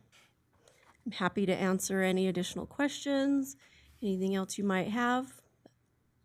Michelle, I do have one. I think it's just a technical thing. Brittany, you might be able to do that before if we finalize that tonight, to finalize it. It's actually on your second sheet. Let me get you the page. So under the resolution 24-4, if you go 1, 2, and if you turn to the third sheet, you have an asterisk, a $10 discount for members on programs and classes. There's nothing, at least in this document, that indicates where that asterisk is. I was able to find it, and I think it's actually, there's an asterisk right above there, it's supposed to be, that says not included with membership. Is that where that asterisk should go? That's Okay. correct, yeah. Maybe Brittany, if that's the case, you can just make that correction before this goes through the process. Mayor, if I may just address that. So under programs and classes on the resolution, it does say in parentheses, not included with membership. And then. So I guess Is it conflicting? Is that if I what went back to the policies and procedures, that was addition when I read through that, it actually makes that asterisk is actually there. It's actually on page 2 of 2, and it shows the asterisk being right up there by the programs and classes, and that's where the asterisk is. And there is an asterisk on the resolution there in that section too. Same. Not on mine, Oh, there is on mine. not the one I printed. Oh, it is in the packet. I'm not sure. And that came out of the packet. Huh. Yeah, programs and classes, Yeah, there's programs one and classes. But where it goes. $10 discount. Yeah, so there's a $10 discount Asterisk for. up at the top. Remember, the asterisk's intent would be is to say, okay, here's a point so all you're somewhere in saying the is you're scale. saying moving, just move it up. No. Just no. putting an What you asterisk. should It's do more is just up here, you should put an asterisk. It's not a footnote though. It's just a Yeah. note applicable. So it's. I get it. All right. Well, I just don't know where the asterisk means, except unless the intent would Isn't be. there is- generally an asterisk in the body, and then down at the bottom, the asterisk says what it is pertaining to? But that's the thing is, yeah. This flows because it's programs and classes not included with membership, meaning you pay an annual membership. It's not inclusive of this. You're going to pay above and beyond that, but because you are a member, asterisk, you get a $10 discount. And so, from a flow perspective, if I'm reading that, that's how I interpret it. I mean, You know what? I feel bad that I even brought this up because the sheets that are right behind that shows the asterisk up at the top, where right next to where it says not included with membership. But Michelle, you know what? It doesn't make a difference. As long as Randy understands how it works, I feel pretty good. Thank you, Randy. you're welcome. I'm here all tonight. Okay. Yeah. It is right there. It shows the So asterisk Michelle, there. I It's just the wanted to asterisk. bring up Yeah. also that some fees that will be coming in to the complex we'll have 3 high schools that will be renting that out next year: Bonneville High, Roy High, and Westfield High swim teams. And they'll, obviously, the last time the district paid Roy City was $3,000 for the year. Yeah. But obviously, that's going to be more money with 3. Sure, yeah. And so, so Pusey's- those fees would be probably a separate agreement with Yeah. the school district. Yeah, That wouldn't necessarily be a user fee in the fee schedule. right. But I just But want yes, you, yes. those are the 3 high schools that are going to be using our facility next to. year. Well, and so. that's going to be more of like a standalone contract, correct? Yeah, Okay. they Yeah, had a so- contract before with Yeah. the city, and Yeah, they'll so- rewrite that contract and the hours of use, and they're gonna work out some period times during the day and before school and everything to make it work with the public and stuff, so. And I sense from that comment, then you'll just work that as a separate issue outside of this fee schedule. Correct. Perfect. Correct. Okay.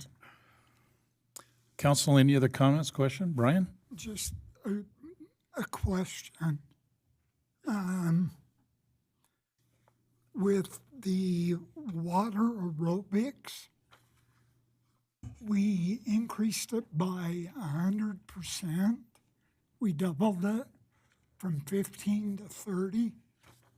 And I'm just not sure how that's gonna float with some neighbors of mine. So you're talking specifically about the senior Well, Water so there's aerobics, still a correct? senior at Yeah. 15, but the regular is The new fee, though, is 30 right, but that's for seniors. Right? current. Oh, yeah, I see what you're saying. Yeah. So the reason that the senior one saw such a high increase is because initially, arbitrarily, that fee was just set at half price. Gotcha.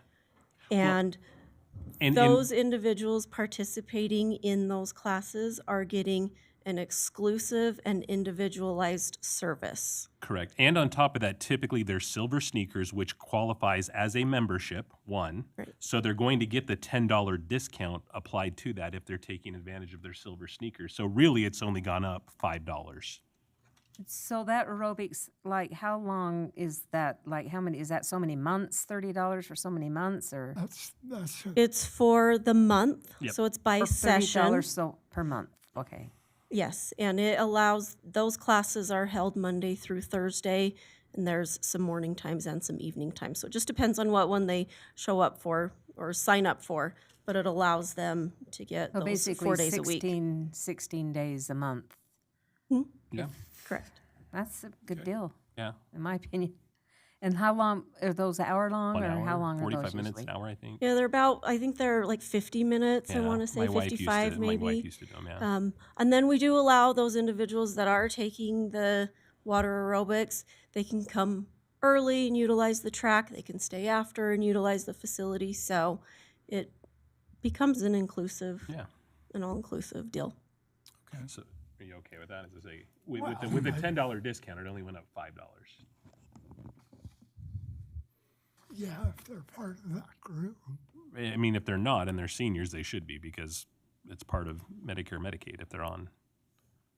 Yeah. Yeah, so the biggest discount on the seniors is more in the membership side.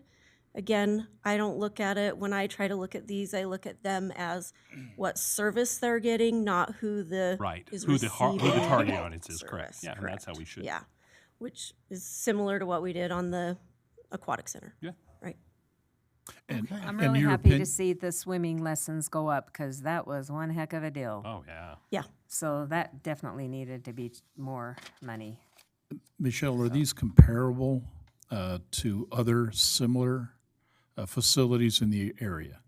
That is a great question. Swim lessons, yes.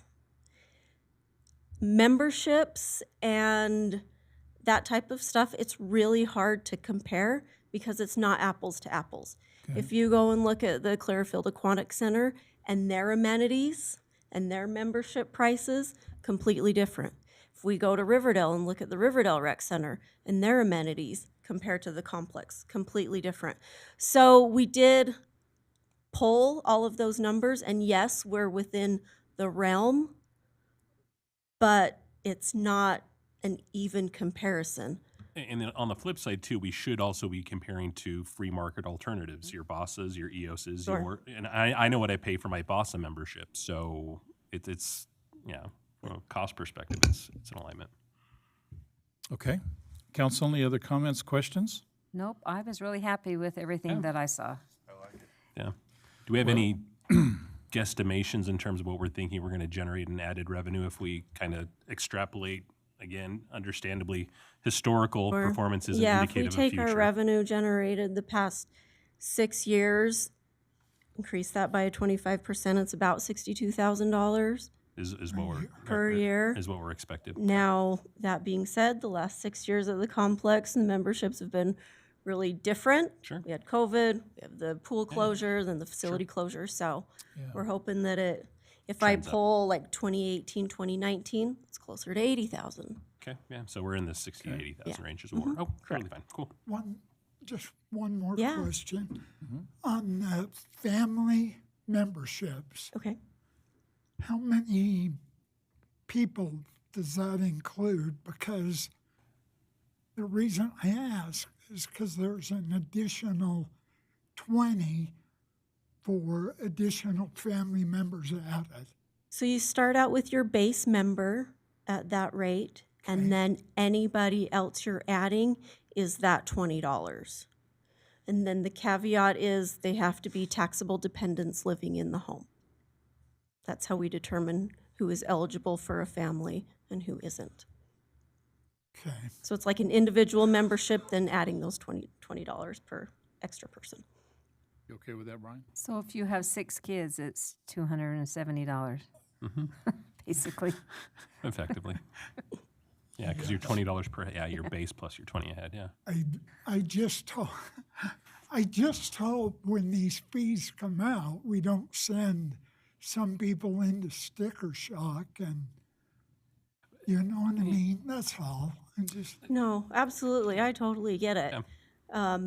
Like I said, we compared to other neighboring facilities, and we felt like we were doing base prices that were fair and not pricing ourselves out of having members. However, like Mr. Homer pointed out, the fees at that facility have not gone up in over 18 years. Yeah.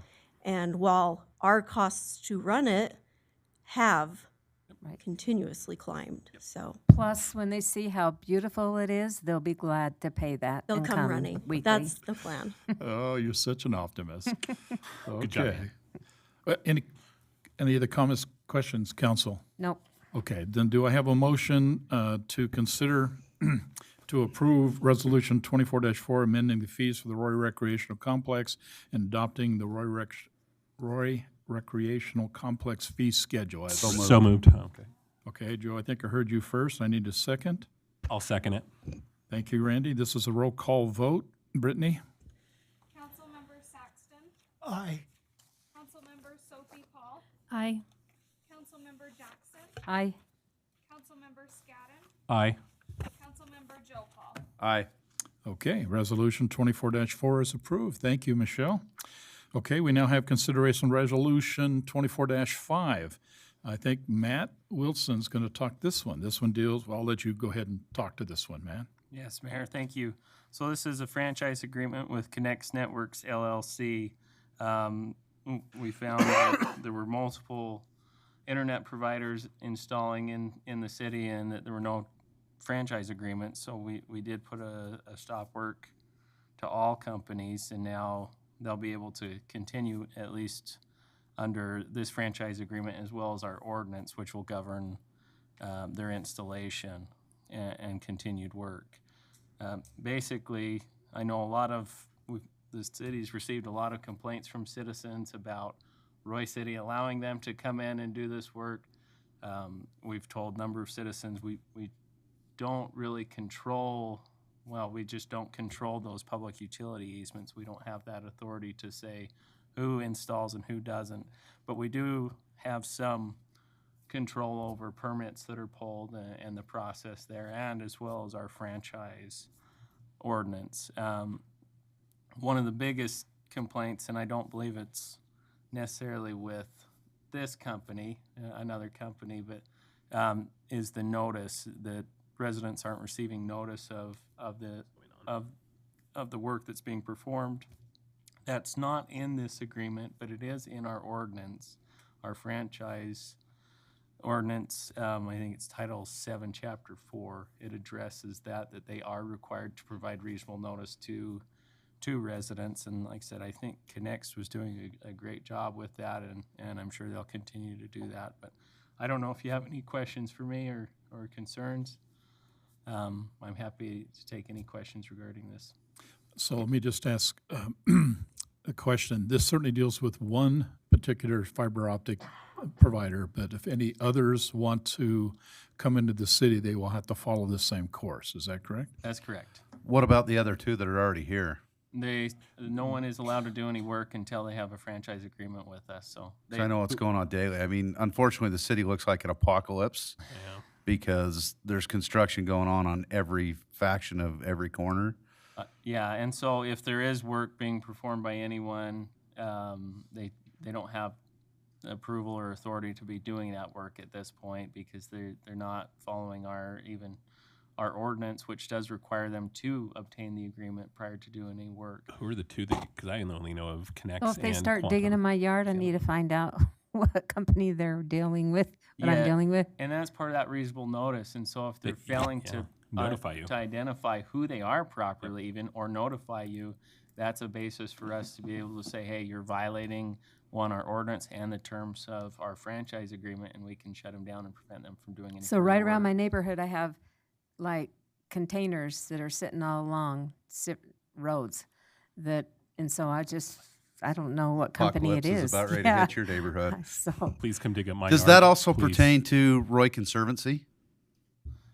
No. No, they don't have, This- yeah. This is different because this is more telecommunications. Yep. Okay, just curious. Good question. Maybe clarification if you can. There's a provision that it's in this agreement that now sets when those types of digging and stuff can take place. Could you help maybe elaborate that a little bit in case the council missed that? Yes, thank you, Mayor. So that is that no installations shall occur, I think it's from October through March. And the basis for that was that's when your secondary water's off, and we're worried about any potential damage to those systems that won't be identified until potentially 6 months later. But there is a caveat there that they can do that work with the approval from the Public Works Director. Okay. During that time period. because they have been doing that. Correct. Yes. Again. But now, so although all those people that have been doing that and tearing up our city, they now know that they can't do that? Have they all been notified to stop work? Yes. Okay. And this right here makes it so Connex can restart work. And again, I don't think the complaints we're seeing are necessarily, there are complaints, I'm not going to say there aren't, but the vast majority of them are coming from CenturyLink and Quantum. Because Is they're, that FiberTel? no. FiberTel is the third-party company that they've actually outsourced the trenching and whatnot to. Yeah. Because they're going down 4,000 in Riverdale right now, and if you go down 4,000, you're 100% correct. Well, I've It's just all had dug several out. people text me even Yeah. just in the last little bit saying, what's up with them tearing up my yards and park strips and leaving these great big Yeah. ugly green Oh, yeah. boxes and And again, And that's the other thing is they do have a right to install those in that area as well. And I think that's been a hard thing for a lot of people to take. And but again, for the areas that they are disturbing, they do need to return back to its original condition. What if their parking is cement? Like color cement? They did their whole parking in cement. Well, Park then strip? if Yeah, the it's- park strip. If it's part of the utility easement, that causes issues there. They're generally not allowed, or they shouldn't. They be shouldn't. cementing that in. Well, yeah. I mean, there's some of these companies that are cutting people's drive approaches Yeah. and putting rock back in the place Yeah, and where that- they cut cement out. That's inappropriate. I can think of 4 or 5 houses just on my road where they did that. Yeah. Okay. And that's an opportunity, or that's not what the city would represent those individuals. Those individuals do have other means to either contact the companies or pursue other means. Okay, council. So I Any have other a- questions for Matt on this issue? Yeah, I have a question on, they're doing the big green boxes. And some cities are saying That's we're quantum. making them do below ground, or is it our zoning, or what is it that? The petitioner's here. Do we mind if he comes up and comments? Because he has a little more experience in regard to this. David, would you please step to the mic? I don't know if that's even appropriate, Okay, but before you do that, the really quick question, is there a way to, is it our zoning, or is it our? it's an ordinance. Hold on, It's is it our actually also zoning, under or is it the- our, The agreement calls for underground installation where they're able to. Right. The boxes, though, I think, I still don't know technically what the underground, yeah. basis, what you've done in other cities. I think that may create issues down the line where they might have to access, and then they're digging up more and more, but I'll defer. Yeah. We, maybe it's not, it's going. I need your Yeah. name Name. David Brown, and David. one of the principals for Connext. So they said we didn't need to be here. I just thought there might be questions. So No, that's why I saw you and I recognize you. You know. right. So yeah, we do everything underground everywhere we go unless we're doing aerial, and then that's on Rocky Mountain Power's infrastructures. But some of the other groups, and again, that's franchise agreements and ordinances that you can set in place to require the infrastructure be underground. Most everyone can or should be able to do it underground if you have those codes in place. Yeah. And so there are the occasional things we put for every 1,500 homes, we have to do something above ground, but it's because it has electronics in it. And we can't have water in that. And then we try to work with the city, and we're like 9/10 of the way done with Roy City. And so all of this came to pass. You guys have been awesome to work with. We work with Matt Howard all the time and stuff like that. We really haven't had any problems. We were born and raised for the most part in Roy City, so we love Roy City. Don't don't get us wrong. There are a lot of things that you guys can do, even on the cement stuff. If they actually come in and break it up and just fill it in, they should be required by law.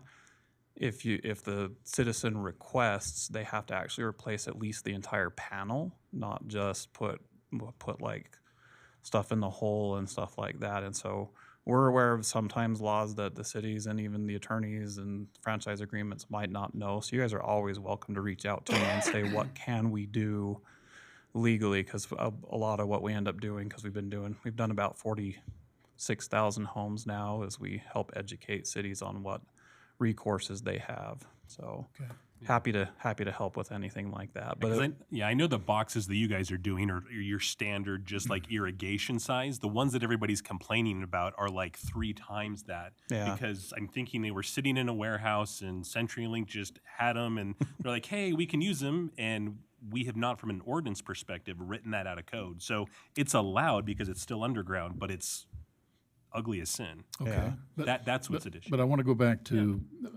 Sophie, your point.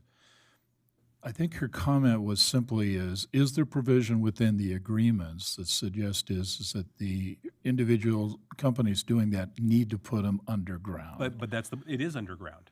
But in an irrigation box that's like 3 times, 4 times, 5 times what it needed to be, because it used to be they would have all the copper that would go into that, but now you're talking a single strand of fiber. Understand? Yeah. But, okay, so let me just make sure, because, Randy, I appreciate the input because you're a technical expert, but there's the man that wrote this. And if he tells me, and not me so much, Sophie, because Sophie asked the question, that there are provisions within the agreement that say that it will first go underground, and there could very well be an exception to that on rare occasions, then Sophie, that may be what you need for you to basically walk away and say, we're going to get this issue, behind us. I think I just heard Matt say there is provisions within the code, within the agreement, that those boxes need to go underground. That's correct. Okay, you okay with that, Sophie? This agreement with this vendor, Correct. Yes, and it's nobody else. when you do a franchise agreement, it has to be a level playing field For everybody. So the reason the franchise agreement came about, like Randy was kind of saying, is one of the other companies was coming in and doing stuff they shouldn't have been, and they were even telling citizens it was our company, and it wasn't.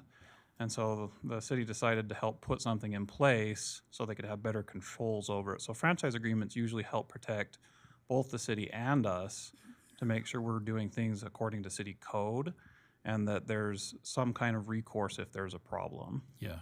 And so once you instate franchise agreements like with us, then CenturyLink has to do it, or Quantum, or Comcast has to do it if they want to continue building in the city. But most cities have a franchise agreement, and we review all of them, and you guys are right in alignment with everything everyone else is doing. Okay.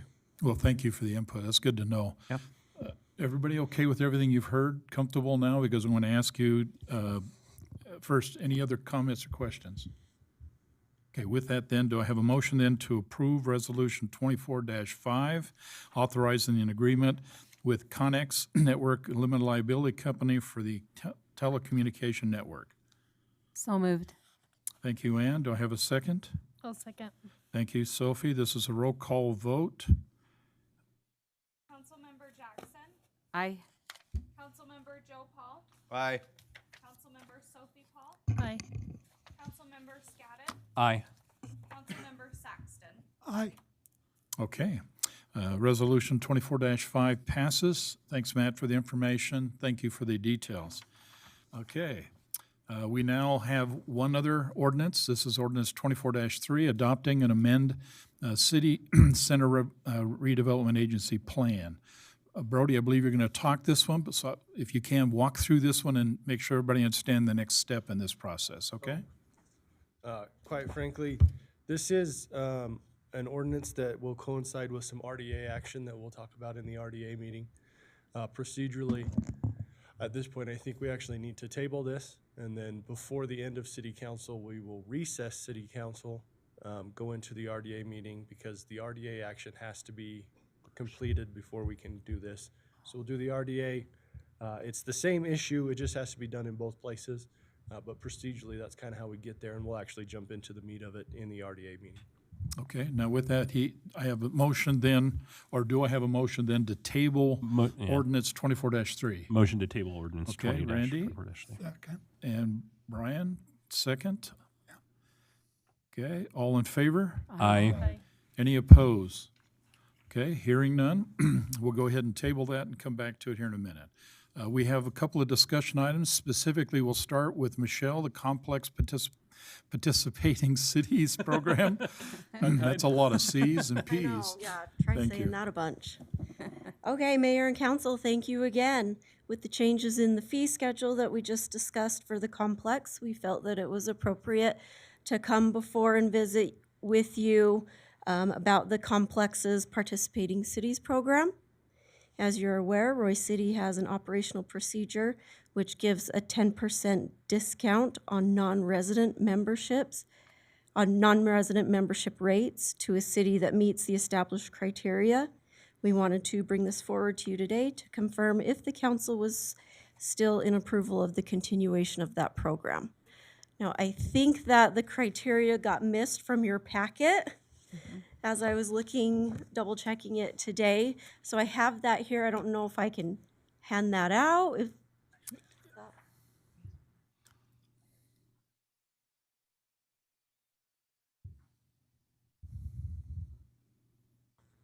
What they're passing around is just a copy of the operational procedure for the complex. And it gives complex staff the ability to, at times, adjust pricing for special circumstances. For instance, if we're hosting a special event, pricing may be different. If we're doing like a membership drive, it allows that. Or, for example, swim lessons, if it's going to fall on a holiday, we'll reduce the rate for the swim lessons because of missing the day.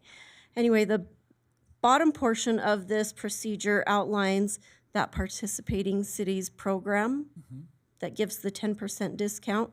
Basically, the city that is participating shoulders all of the weight as far as residency verification, collecting all the funds, age verification, and the city itself collects the money, gives the individual a voucher, which they then turn into the complex, and the complex processes the membership portion, and then the complex bills that city for it. Does that make sense? So is it paid for before or after? Like, when you say billed for, is it, we collect those and then tell them how many got turned in? We collect the voucher. The city, the participating city collects the actual money. Okay. And the reason they do that is because these cities will pay a portion of the membership fee for their residents. How many of those do we have? As an example, I know Riverdale has, they participate. Yeah, How so many? right now it is only Riverdale that participates in it. And it's about 380 people, memberships, Fair. Okay. on average over the last 6 years. So we think it's a win-win Yeah.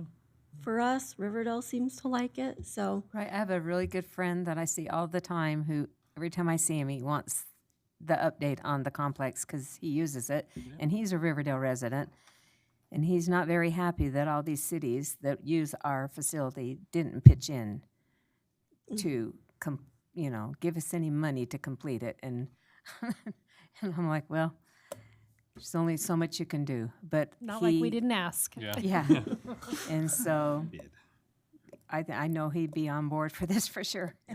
Well, the nice thing, and we've said this before, Michelle, as you probably know, certainly the Aquatic Center and the complex are regional assets.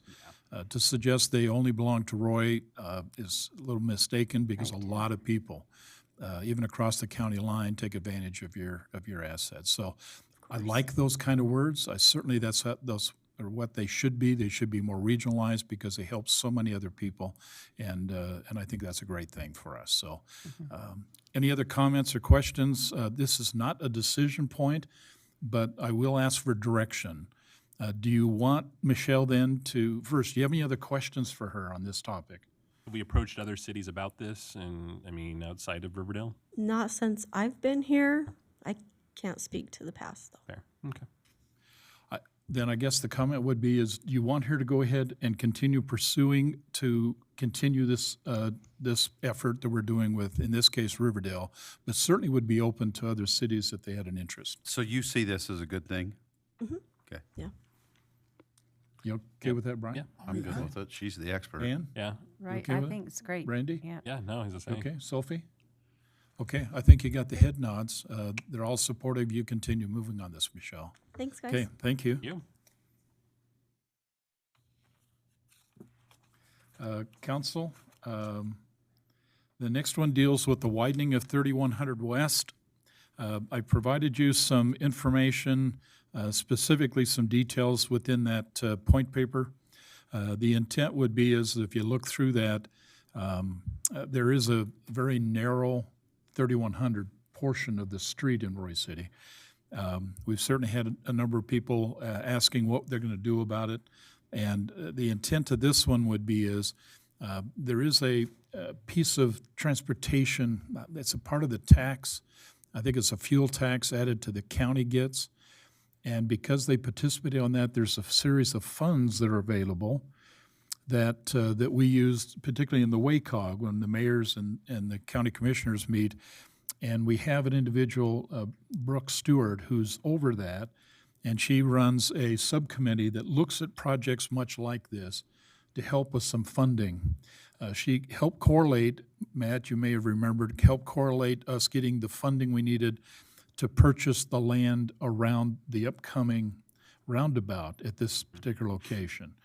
And certainly she is willing to help us, facilitate finding additional funds to help widen this from 26 feet. I have to go back and look at my notes. It's 27. 27 feet, and try to get it to where we should have it at about 36 feet, which is typically where road. This one's actually considered to be more or less like an artery, so it should be a little wider than 36, but certainly there's a big variance between 27 actual feet and a 36 minimum. It almost creates a safety hazard because when that comes into a funnel, it's and terrible. You're trying to pass cars, Yep. Full-size trucks passing, they're almost kissing. Absolutely. It's those houses that are right there, man. Anybody looks away, they're right into their house. Oh yeah. yeah, it's needed to be done for a long time. And that's something you want to have done before they do the roundabout, obviously. Yes. Well, we'd like to, but the challenge right now is the roundabout, Ross, I believe, is, could be this year, but no later than next year. So we could very well have a roundabout, and according to Brooke, when I talked to her, I believe the target for this one probably won't be until 2027. She thinks we can get some funding in 2027, so there's going to be a couple of year variance. But as I stated in the notes, we got to get started sometime. It needs to be fixed. It just may be that the roundabout will go in first, and then we'll have to try to pick up the back end of this to get the 600 Is there a feet chance to widen it just where it enters the roundabout so you don't have to come back and redo that curb and gutter? That's right. Okay. Yeah. So we've already got 200 of that. So we take the 200 of the 600, and we're only left with 400 to finish, which will make it much more cost-effective. But it does mean the acquisition will take place on the west side, so there will be at least a little bit of an S-curve, okay, as you come from Clinton into Roy, to make that work. But it'll be a much safer situation. Okay, so the acquisition will be to the west, not to the east, because I was Correct. looking at a couple of these houses, and I'm Oh, like, yeah, no. Yeah, they're- no, we're you not can't touching get any of the houses, closer to the no, house. They no. have to be taken out. Yeah. Yeah, we So- can't. So it'll be the church's farmland there. Correct. Yes, that's correct. And is our intent to put in just so there's more sparking and parking? We're not doing like the old adage of where the sidewalk ends, like the old book that I grew up reading? I really would have to rely upon the engineer, because what we're going to ask, if you're okay with this, is to direct Matt, which is what we do, okay, as an action item from the council. This is a collective discussion, to simply submit, and Ross will help do this, submit what's called a letter of intent. That has to be in by June. Okay, it may very well be May, but June. And then that will be followed on in sometime a month or two later with an actual document. Now, Ross has done this before, because I've seen projects go through that group, but there's a format by which they have to submit the detail. And I would assume, Ross, you would call upon Wasatch Civil or someone to help formulate all of the details. So to your point, I think, Randy, it would say, if we're wanting to make this compatible with this new roundabout, and it looks like we need to have a little wider than 36 because maybe there's a gutter and some other things, then certainly that would come out in the design that Ross would then be submitting, or Matt, you would have submit in response and added to our letter of intent.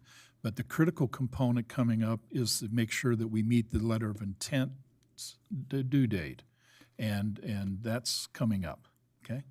So are you okay with moving in this direction, even though it may be a little behind? Yeah, Okay with that? it's, get her done. it needs to be done for sure. Okay, perfect. Then we'll go ahead, Matt, we'll go ahead and proceed and work with Ross to make that happen. Okay, last one, Chief, this one will be an interesting one for you. This one's about the ambulance license request from Weber Fire District. It's the fire show. That's right. Thank you, everybody, for your patience, Mayor, Council. On December 14th, I received an email from Chief Sullivan, the Weber County Fire Chief, seeking the ambulance license for West Haven and Hooper City. The request came because they now are able to fund positions and have an ambulance out in that area. Where before Roy City had it, I don't know the exact time, how long we've had it. I know it's got to be over 25 to 30 years that we've had that license. The reason why at the time, Weber Fire back in those days could not provide the ambulance service. Roy City could. At that point, Roy City obtained the license to those two cities. So currently, my recommendation as the fire chief is to go ahead and allow them to take that license. So here we have a discussion, but that's my recommendation. I do want to talk about some speculation. I believe everybody has this information in front of them, right, in a map. There has been speculation that's been talked about that the Weber Fire District is trying to pinch Roy. I've had multiple conversations with the fire chief, their deputy chiefs. That is not the case, and how they decided to get the land and to get the stations where they're putting them currently, and one in Hooper, as you see on the sheet that you have in front of you, just east of the Sinclair, and then the one over by Midland Drive. And by talking to them and asking them, it has the appearance that it looks like you're trying to get closer and closer to Roy's boundaries. And they refuted that, rebuted that. They said that was never the case. They said that's just the land that they were able to get. I can't argue that or question how they got the land and why they put it there. Strategically, typically, a fire station goes in, they do it as a span as far as response-wise. And so that's the area they chose. Another topic I think it's important we talk about is, yes, I understand it's going to take a hit on the financial, right? We get transports out of there, and the growth that's occurring in Hooper and West Haven is growing. But one thing we need to consider, I think, is they're only going to put one ambulance out there. So in our discussions that we've talked about is a model of the closest response. And so it's not entirely that we're going to lose all the transports. It's very likely as the population increases, we'll be responding out there second in. And so we don't know a figure. We've talked about it. Nobody knows until it actually goes into action. It's likely as it grows, we will be going out there as second in. Now, ALS-wise, our paramedics will continue to respond out to those areas. That doesn't change because it's a county asset. And so I'm here to answer questions. I know this potentially is a hot topic, but what's difficult as a fire chief is you build relationships with our fire departments. It makes it difficult for me to refute it because I think all of us in here, if we're to look at it not from a financial standpoint, but from a closest response, who can get to our family members, that's what should be really on our agenda, on our mind, and that should come first.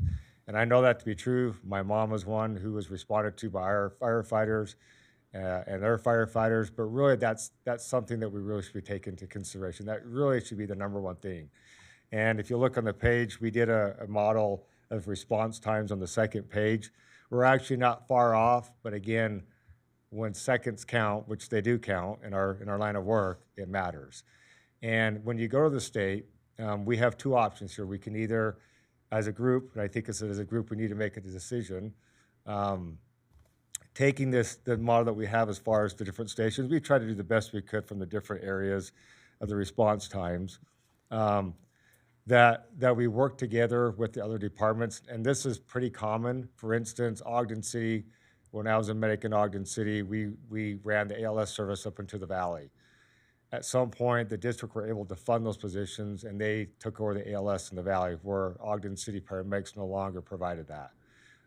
It's not just us. They've taken the ambulance license in far west from Ogden City. Now they can go ahead and fund those positions and provide the ambulance service in those areas. So it's not just us.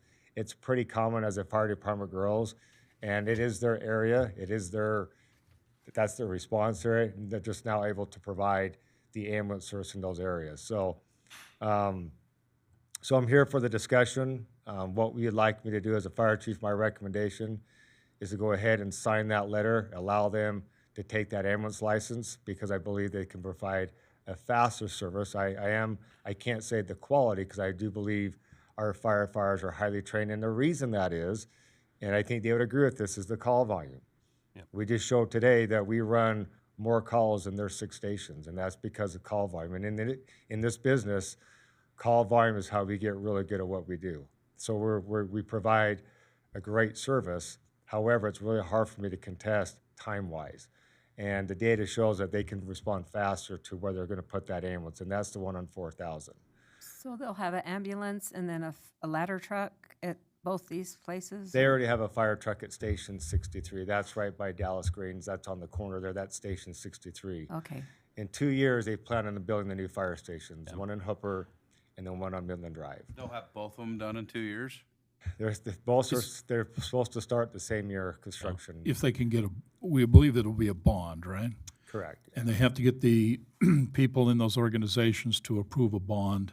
And right now, the best I can tell, Chief, you may have some insight on this, the ones that are going into southern part of the Wasatch Front, anywhere from about $6 to $20 million to put a fire station in.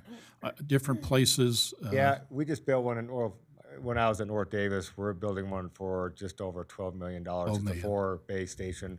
But yeah, you're correct. It changes from jurisdiction to jurisdiction. Yeah. Right. And again, this is not an ALS. This is an advanced life saving. This is just a standard ambulance, correct? Correct. Yeah. Okay, and just to go back to your earlier presentation, we had A33 out of service for 196 days due to staffing.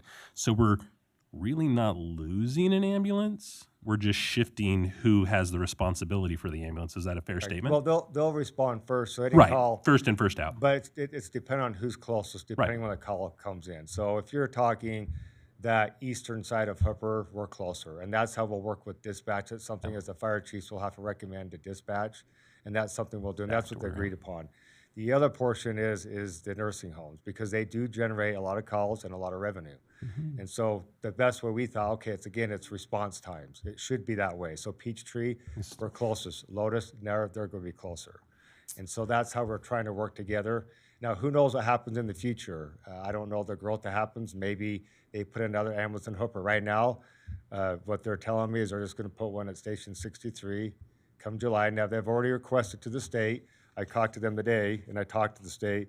They have submitted to take that license already. And so now it's... So let me see if I understand what you just told me. So it really makes no difference whether or not we agree with or not. They've already submitted the request to take our license. Correct. Yeah, but we could deny that, and then we have to fight the state. Well, It's not a matter of fighting it. The conversation is that, and I'm not sure if it's a fight as much as a conversation that suggests is that we're part of the same team. Roy City has been satisfying the needs of those communities for years now. And all of a sudden, okay, we find that, hey, thanks for that, but bottom line is we're taking that license and that funding. I think you didn't hear today. If you didn't, I'm going to remind you. We only get paid 40%, okay, of that which we do. So the other 60%, Roy City has to basically carry that cost, which is what we do. We've accepted that. But the harder part of this conversation is this. Whether the 100,000 or 300,000, I've heard a lot of numbers, Roy City in this conversation is not talking about getting rid of anybody. No. Roy City is not going to get rid of any ambulance service. We're just not going to get paid anymore. It'll be a reduction in call volume and transport, Okay. potentially. But we don't know a number until it goes into play. But it will be some. Yeah. And you're it right. I've already heard today that you're running razor thin on staffing. Well, and they'll need 14 per station to run it, right? I'm not sure how they're going to, they'll probably But adjust let's stuff. just I pray can't go that into none of their- ours leave us and go to theirs, so. Well, that's also the other trade-off. Right. The other trade-off is going to be is that we've had fire, okay, ambulance, paramedics, certainly police officers, that if they can go an extra mile and pick an extra 50 cents an hour, they go. Interesting enough, we've seen a lot of them come back. So it's kind of an interesting field, but people are leaving. And by the way, the important part here is that because they have a fire station that's over the other side of Midland, I mean, I understand going down 55. I see deep into Hooper because Hooper is growing. I'm struggling, to be honest with you, about the other side of Midland. Right. Where I can that's- throw a rock from our fire station, our team who's been providing the service, to where they're planning to put another one. If you have any question about that, look at the map. I did, and if I was a West Haven citizen and I saw that, I mean, I'm definitely going to tell my daughter about this because she lives in West Haven, and how close our fire departments are going to be, and then to have a bond, and and those they're going to have to vote that in. And if I was going to that council meeting, I would definitely point out what Roy is City taking care of right now, and do we want to pay this much money? I could see if it was farther north and west, but it's so close to our and I can't argue. 5,200. Strategic wise, I've asked them that question. They just said it worked out to them financially to get the land. And so it's really hard for me to have some type of an argument or conversation of Right. why they chose it. It's hard, as I know the fire chief personally, professionally. I don't believe they did it to harm Roy City. I can't speak to that any more than that. That they're and the timing I think is important. I did argue that trying to defend how it's difficult and challenging for us as a city, timing wise, as we go into a budget year, the timing seems poor. For them, it's just when they could get it approved. So I argued that point, like your timing is kind of poor.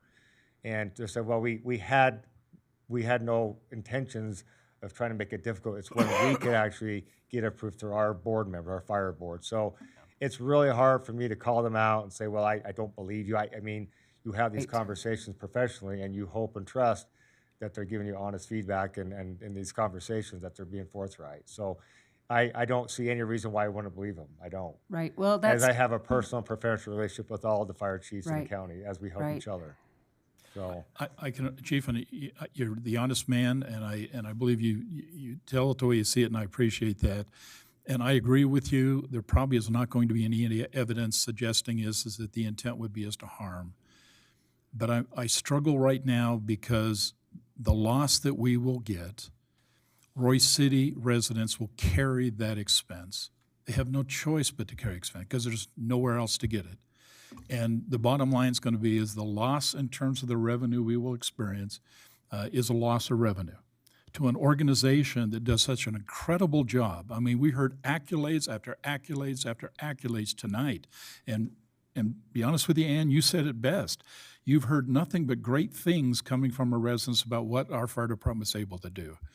The concern I've got would be is of all the great things that's happened, it is coming down to financial. Because I don't believe I can sit down with the mayor of West Haven or the mayor of Hooper, and I will see them in a couple of days, and I will have this conversation. For me to go up there and suggest is, tell me what we did wrong. Tell me why you found it so important that you want to put from a stone's throw from our station to where you're going to put another station. Why would you do that when you have interlocal agreements? And I've told you about my feelings about these mutual aid agreements. You know where I stand on this. We're going to basically be called to do that again. And I don't think there was any, malice on their part. I think they're just trying to plan the future.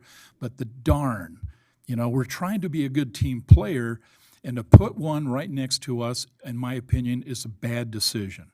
They certainly could have chose other places. Well, it's not even really the municipalities, isn't it? The Weber Fire District that made the unilateral decision. Yeah. So this you have a fire board, representative. board. So that goes well beyond Yeah. my decision making or what I can. Correct. Yeah. But for us, like in your packet there, you have if we decide to contest it, it's going to make it really difficult, which will create some animosity, I think, between fire departments. I don't think they'll take anything personally on me. I've spoken my opinion. It may differ from yours, but I think it's something we're going to lose regardless. Because if you'll go down, I think it's the third paragraph as far as what happens in the hearing. They'll show who could provide a faster service. They'll go through all that, whose area it is, and it's theirs. And I don't know what the state. This is something new for me. I know Chief Matthew has not contested one with Ogden City and Weber Fire because, again, looking at the main agenda of all of us in this is who can get there faster. Yeah. And Well, and so I it think sounds there's, like we're I think between there's a a good hard and a argument rock if you between basically our says they're no longer providing and support how up to the do Upper it. Valley. I agree with that. I would also suggest is far west, certainly Plain City. That's a long ways from Ogden. That makes sense. But Chief, to be honest with you, if I can throw a rock from our station to this new one they're proposing, I just find that to be just nonsense. The ambulance will go on 4,000, so that's the timeline, right? So now they put that road through 4,700. Now they can get to 5,500 really easy. Where before, originally the conversation when we had with them, I thought, well, maybe we'll split it. Maybe you'll take West Haven, we'll take Hooper, we'll let that go. But that wasn't what they're requesting. They're requesting both cities for their ambulance license. Yeah, So, and you know what's the irony of this whole thing, Chief, is? Here's the irony. When I was a city council member, both West Haven and Hooper came and says, we want to basically see if Royce City would in fact take the services. We would provide police service. We would provide fire service. And Royce City says, it started off with police, but they were talking fire. And why did they do that, in my opinion? Is because they didn't like the district in terms of its ability to provide support, not the timely support. And I can tell you, Chief, over and over again when I'm talking to people in West Haven, Royce City is responding and getting on first sight, to a lot of fires happening in Hooper and West Haven. Right. We are there. we are. Long before that one on 4,000, basically its equipment moves, we're already there and we're putting that fire out. That's what the mutual aid agreements do. That's what the support in the community is giving them. Mm-hmm. And they don't pay a dime for that. They do pay a dime if it's an ambulance, but they don't pay a dime for everything else. And I just find it really ironic that where we've done such a great service for them for years and years and years, now they obviously move in a different direction. And I don't think they deny that. They're just in the ability now they can take it. They can support it now with the staffing and put an ambulance. And it's reciprocated. I think we need to make sure we understand that they come to our fires. We've already had this discussion, mutual aid and automatic aid. I understand the frustrations. I guess what I need today is a direction from the council members, what you'd like me to do. I've given you my recommendation is to go ahead and submit a letter and to not be difficult about it. And we'll have to make those adjustments financially. We don't know exactly what's going to happen, but we all know we'll take a hit to the revenue. We know that.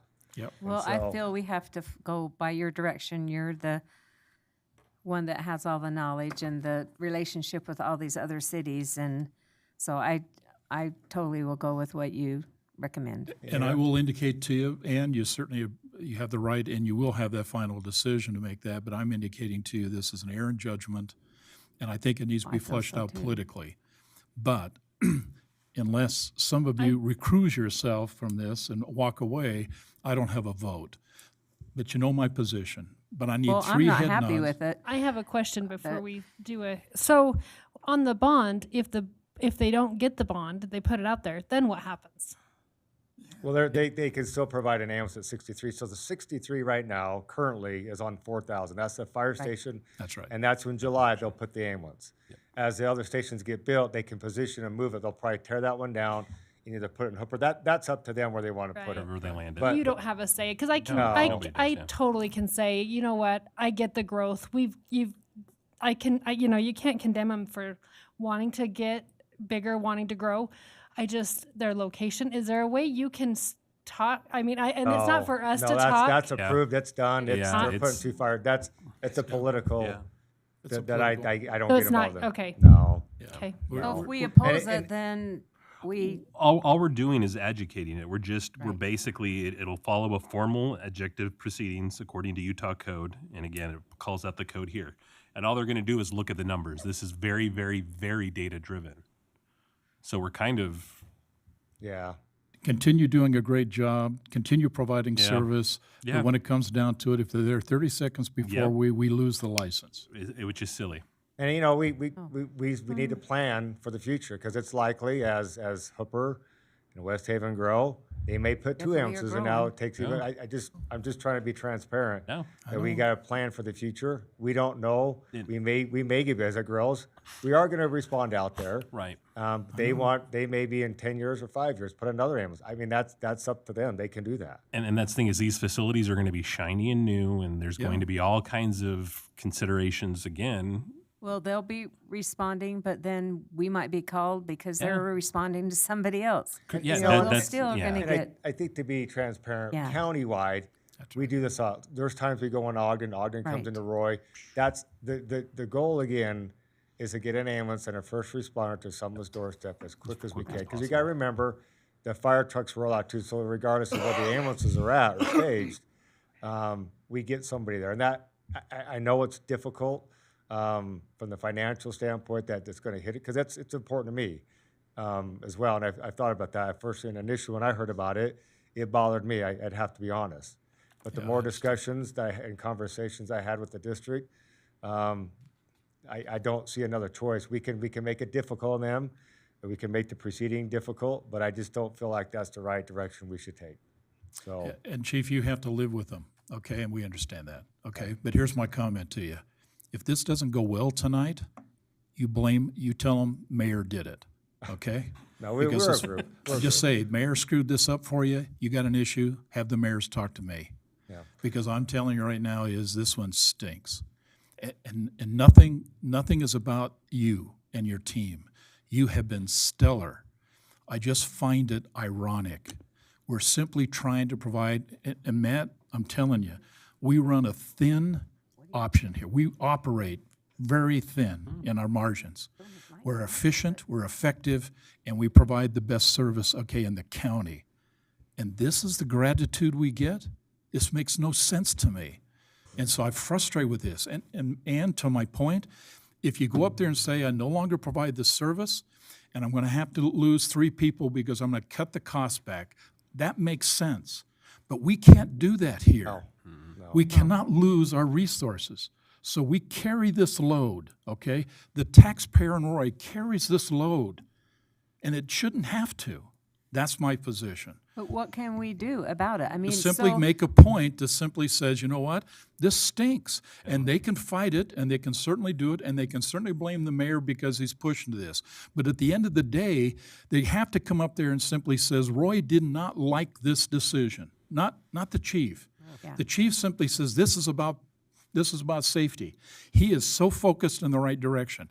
This is politics. And I'm telling you is, if the council goes up there and simply says this stinks, then maybe the next time when they go up there and submit the documents down to the state to have it approved, maybe they should ask for our opinion first as a council. So if I contest it, I'll have to go down to the proceedings. The attorney gets involved, and that's where we sit down, and it goes in front of if you'll read here, I don't need to, it's right in front of it, but it'll delay their timing. Obviously, they've put in for it, anticipating this could happen. So timely-wise, they want to have their personnel at Station 63 by July, right? Be going into the budget year. So timeline, I think that's their strategy was just potentially if we did contest it, that they've given themselves time to go ahead and go through the proceedings. Are they even going to be able to staff it by July, knowing what we're okay? Yep. If they I mean, they offer more agree money, with the they mayor. can do that. Oh, wait. They'll No, just that's- take our yeah. people. No, that's They've where I'm been able going. to Yeah, do I that think before. if it was a different location, it's just like, it's just too close to ours. And again, I But I can't- know you can't do that. Maybe they got I think a this is for great you to deal get a on hold of property or whatever. So can we have the discussion of with mayors before we vote on this? I mean, I can already that- talked to the mayor of West Haven and says, what were you thinking? I meet with the mayors a week from Thursday. And what did he say? Well, he kind of was in shock because he's a board member. Right. And the boards, even though it was advised, the board of that group basically is the ones that make the final decision. That's how it works. And mayors are on that board. So all I'm saying is that we can certainly have the conversation, but the chief's in a tough spot. Yeah. The When chief's does in a this have tough to be spot. signed? It's already in process. We It's, have to they've push already back. submitted, so I think there's a 30-day public, it says 30? right there at the top, there's a 30-day public comment that you could, so they have 30 days, and then I have to get a letter into them. So would this cost the So- city money to fight this? I don't know anything about that. I'd have to call. I think there would be obviously fees, but I don't have any idea. I mean, I agree with you, Mayor, but my concern is that it's already happened, that we're not going to win it with the state. The one thing I look at it is it does keep our ambulance in our city. Yeah, we lose some revenue, but we also don't subsidize the 60% of revenue that we would normally lose that's going out of our city.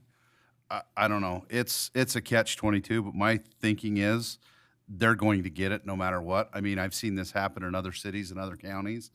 If an agency wants it, they're going to get it.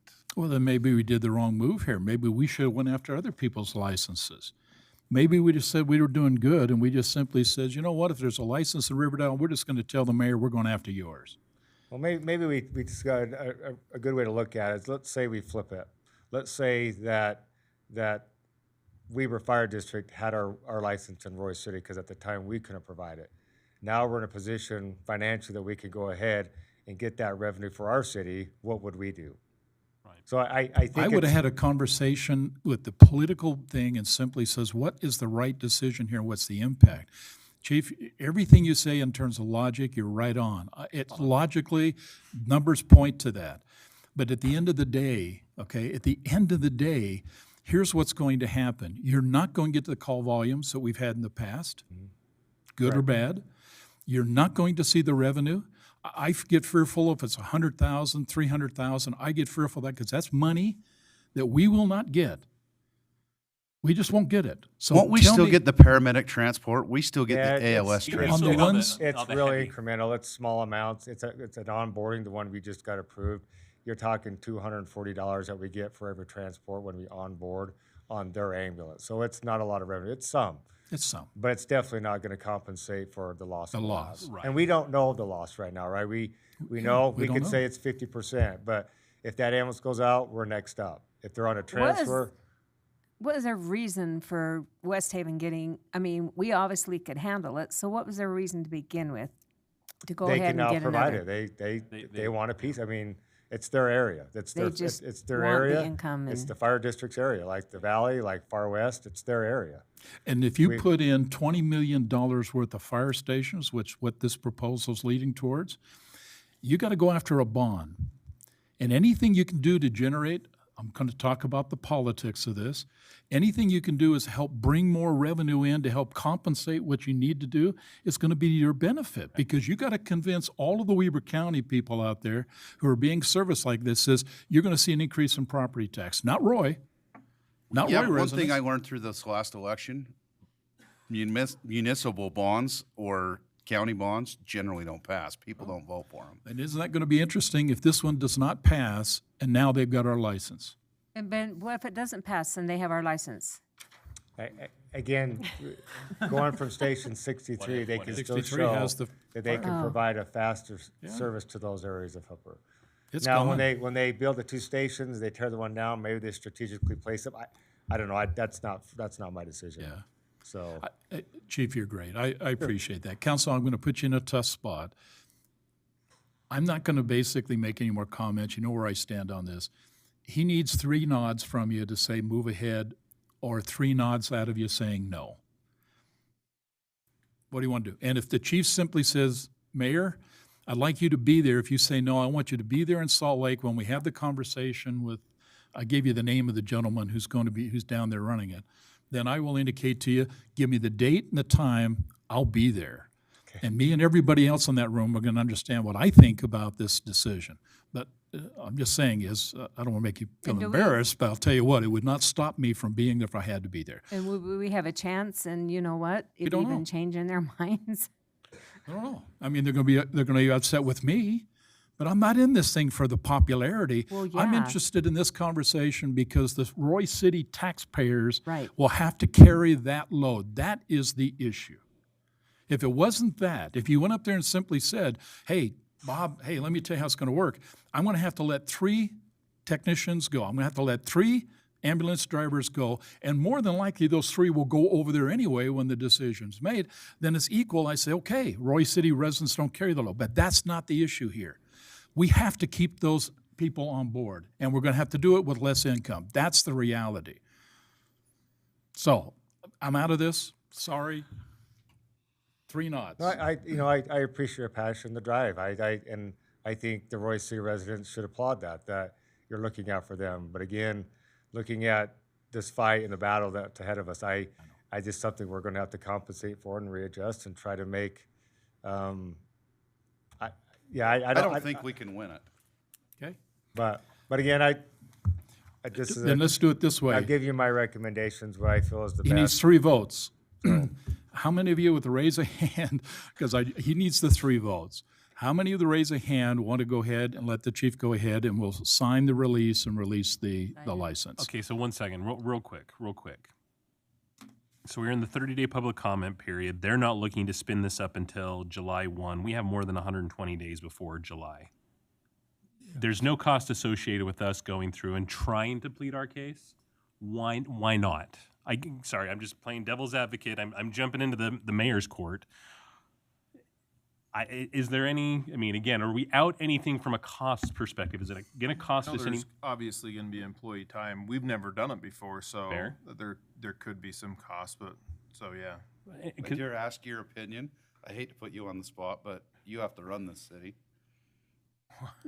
And again, I'm just leveraging the fact that we have more than I 120 guess days. I guess so. To me, I feel like this is totally political, and this is exactly what Yeah. Mayor's saying. We I can- think administratively, it makes sense. This isn't a battle that we're going to win at all. I think the Chief Williams, I did call him Chief Gold, and I apologized it's okay, earlier. But I think that's a battle that we're not going to win. So administratively, I would say sign the letter. But politically, I mean, that's kind of your guys' wheelhouse. If that's the stance that we want to take, I think Chief Williams will go down there, and that's And the mayor's on the record saying he'll go down too. In a So- heartbeat. In fact, I'll Would beat he you get there. to speak? Would What's they that? listen to him? Would they I personally, knowing how some of these things go, I think it's going to be very fact driven. Yeah. I think politically, talking to the mayors, talking to the boards, things like that would be a much more effective approach as well. And that's So- a week from Thursday, because I I'm going to just, meet with I all just of think them. if you throw the financial point out there, there's not a lot of weight to it because they No, don't weigh. it's going to be very data driven. So yeah. I guess I don't mind that we give it an effort. The problem is you're going to create a lot of work and effort. Right. And at the end point, do we lose it? I'm just trying to say, I'm happy. Yeah. I'm here to serve To the the- public and you yeah. as a council, so. To the mayor's point, though, this is like, if we're going to set ourselves up for success in the future, they need to realize that they need to come to us and not drop it on us last minute, because that's kind of what this feels like. There Yeah. wasn't any indication. Well, like Go I ahead. said, I talked to him about that Yeah. because I heard the frustrations and I asked him directly. And he said it's just to the point where we got it approved to the board. So timing wise, it was not their intention. Because I said it would have been nice if we would have had a year to plan for it Right. financially. Right. They just said by the time they got approved to the board, there's no reason to have that discussion until it was actually approved. Why would we talk about it? And at the time, Chief Golan was on his way out. It just didn't come Yeah. up. I happened to come in. So as I looked down, I'm like, oh, you're getting the new fire chief. You know, who's on- and he actually addressed that. He says, hey, I'm sorry to drop this on you, but we're now in a position because it got approved to their fire board that we can now take the position of putting it. So It's again, 100% political. I've 100%. Well, seen who's this. on this board? I watched Who- this in other. Who's on the board? you typically have a representative of each city. So Hooper, West Haven, I don't know who's on their fire board. You'd have to look it up on their website. So this is a state decision, though, not, Not, No, not- the fire it- board approved for them to build the 2 stations. So but it's dictated by Utah code. It's Yeah. dictated by, yeah. I mean, so if we have any good politicians, would that make a sway to, no. and so, It's so all it's not, fact and data driven about Yeah. who, again, we got to remember the whole goal of this is who could provide the better service. It's even, if you look down there, It's faster service, not better service. Yeah, It's it's who faster. can get Who there. the can get fastest. there. but It's response time. I don't want to disrespect the fire district. I think that would be No. wrong of me to say that they can't. It's just we run a lot of calls. We have a lot of experience, but I'm not going to throw the Weber Fire District on the quality of service. They respond to my family. You have family members out there. I just don't think that's a good point for me to say that they're not a good fire department. I just don't think we we're can win it, exceptional and at all what it's we going to do is cause a rift between fire departments.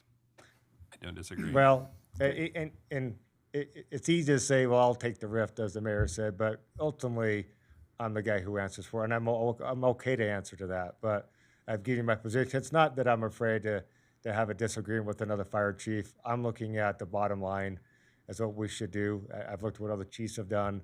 It happens through the lawsuits that they can now provide where before they couldn't. And I've looked at all the different factors. My position's changed. I think initially I was upset as well because I knew the hit it takes to the revenue, which is important.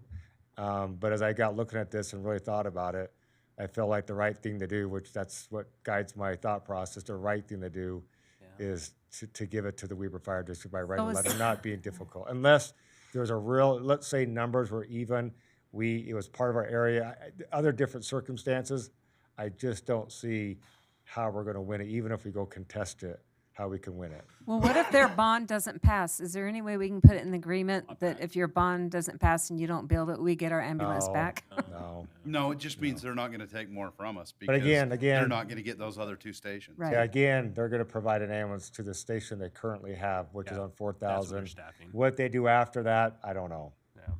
So, Tough one. Okay, all right. I don't want to make it too uncomfortable for you, but I think the chief just needs, please don't misunderstand what I'm about to tell you. I don't take this stuff personal. But here's the bottom line is, it is the city council's responsibility to generate revenue, and it's the responsibility of the city manager to spend it. We're going to lose revenue. You need to be thinking how we're going to pick that back up, because you're going to lose it. So, to the benefit of the chief, just let's do this easy for you so you don't feel uncomfortable. Raise your hand if you're okay with the chief going ahead and basically indicating to them, and we'll set up the paperwork to allow them to take the license. Just raise your hand. If you want to do that, let's get this done. Okay? Raise your hand if you're basically okay with us basically saying we're not going to allow them to take the license. Okay, now that I'm seeing we're not getting any motion out of this. I got my hand up. I don't think we can win I it, mean, so I I would don't say think- give them the letter. I I'm mean, gonna I say don't- go with Chief Williams' Got one recommendation. here that says No, I got one that says yes. Sophie, what would you like to do? Chief Williams' recommendation. Okay, that's 2 to go. Randy? Chief Williams' recommendation, as I say, yeah. Brian? You're an easy seat right now. Yeah, I could say, for political reasons, I could say, let's fight, but I'd still be outvoted. Well, and the nice thing about it is you can tell that to your constituents, okay? So bottom line is I got 4-1. Chief, go ahead and make it happen. Okay, thank Okay? Like, I have a question though. Okay. What, I mean, can we even guesstimate what kind of revenue? I mean, Yeah, 100 to 300. I did some numbers, and I'm just going to speak hypothetically. I ran the numbers. What we based upon is how many transports we took last year's. In that And area. I ran the transports, and then we times it by a percentage that we're collecting now, which it averages from 38 to 40%. And it came out to, so our revenue gross was over $500,000. But then you take that percentage of the 38% to 40%, you're over $250,000 that we'll lose in revenue. But the good thing is, and I, as a positive person, as you saw today, we're actually doing very well. Understand. Which I know it doesn't take the pain away of losing this, but one bright side is I think some of the percentage that we're increasing, and we're above the 10%, I hope that will compensate. And then as a city, we're going to have to make a decision on how to move forward. But that's about as close I get you a dollar amount without being putting a pencil to it. I think you're pretty close. Yeah. But by the comments you heard today, and I'm not going to take away from this because you've made a decision. I appreciate that. It's hard. But you heard the comments coming from the people who know other organizations are not doing as well as Royce City. And so if they can just simply not become more efficient, better at what they do, if they can just simply take it from us, then I guess they can look a little better, okay, at the bottom line. Now, that may be a rude statement, and it's for the record, so I'm sure that Brittany will not take that out of the record. But in all fairness to this is so political, okay, it sucks. It does. By the way, let me tell you how you spell that, Brittany. I don't disagree. Well, I I just hope don't they think we learn. can win it. If I thought we could win it, I would. I've just seen this happen through multiple cities and multiple counties. I mean, I just watched Davis County, who's run paramedic services for how long, go through this whole political process that they knew they could do it better, they could do it faster, but the cities wanted it, and they disband their paramedic service over it. And I truly, if I thought this was a fight that was worth I fighting. wouldn't say it's yeah. worth fighting because it's Right. worth fighting for the revenue that we could win, and it was the right thing to do. But it is their area. And I just look at the bottom line; they're going to get it, and One way we or can make it difficult. But I just The state's going to side with them. anyway, I appreciate the discussion. I thought it was really healthy and good the discussion, and we'll have to do the best we can to compensate for it. So. Couldn't personally give us their phone numbers. We couldn't call You can them look it or up. It's all anything. online. You know who the two mayors are. Yeah. So, Yeah. that's for you guys. That's me. And guess what? I'm going to see him Thursday, a week from Thursday, and, I and do the know three of us who- going to have a serious conversation on this issue. Right. Yeah. Yeah. Yeah. I might just show up anyway if it's a public meeting. Anyway. It is an open public Chief, meeting. thank Anything you else so I can much. answer? Thank you for all you've done. I know thank you. that was tough. You're welcome. No, it's good. It's good. At least you had a good educational period up till this point. No, these are fine. I'm absolutely fine. So. No, it's Matt, anything? important. Okay. Thank you, Chief. You're welcome. Okay, city manager's report. Yeah, just a couple of things for you. Thanks, Mayor. Next city council meeting was scheduled for March 5th. We are planning on canceling that meeting. We have a lot of conflicts with that, just to let you know. Also, we have talked in the past about Weber Human Services. They issued a letter prior to the holiday season. They have since rescinded that letter. I talked about maybe getting a letter soon.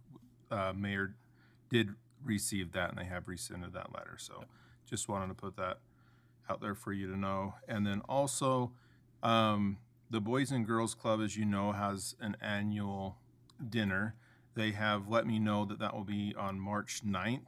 The cost is $1,500 for the 10 people, but we want to make sure we have the participants before we order that table.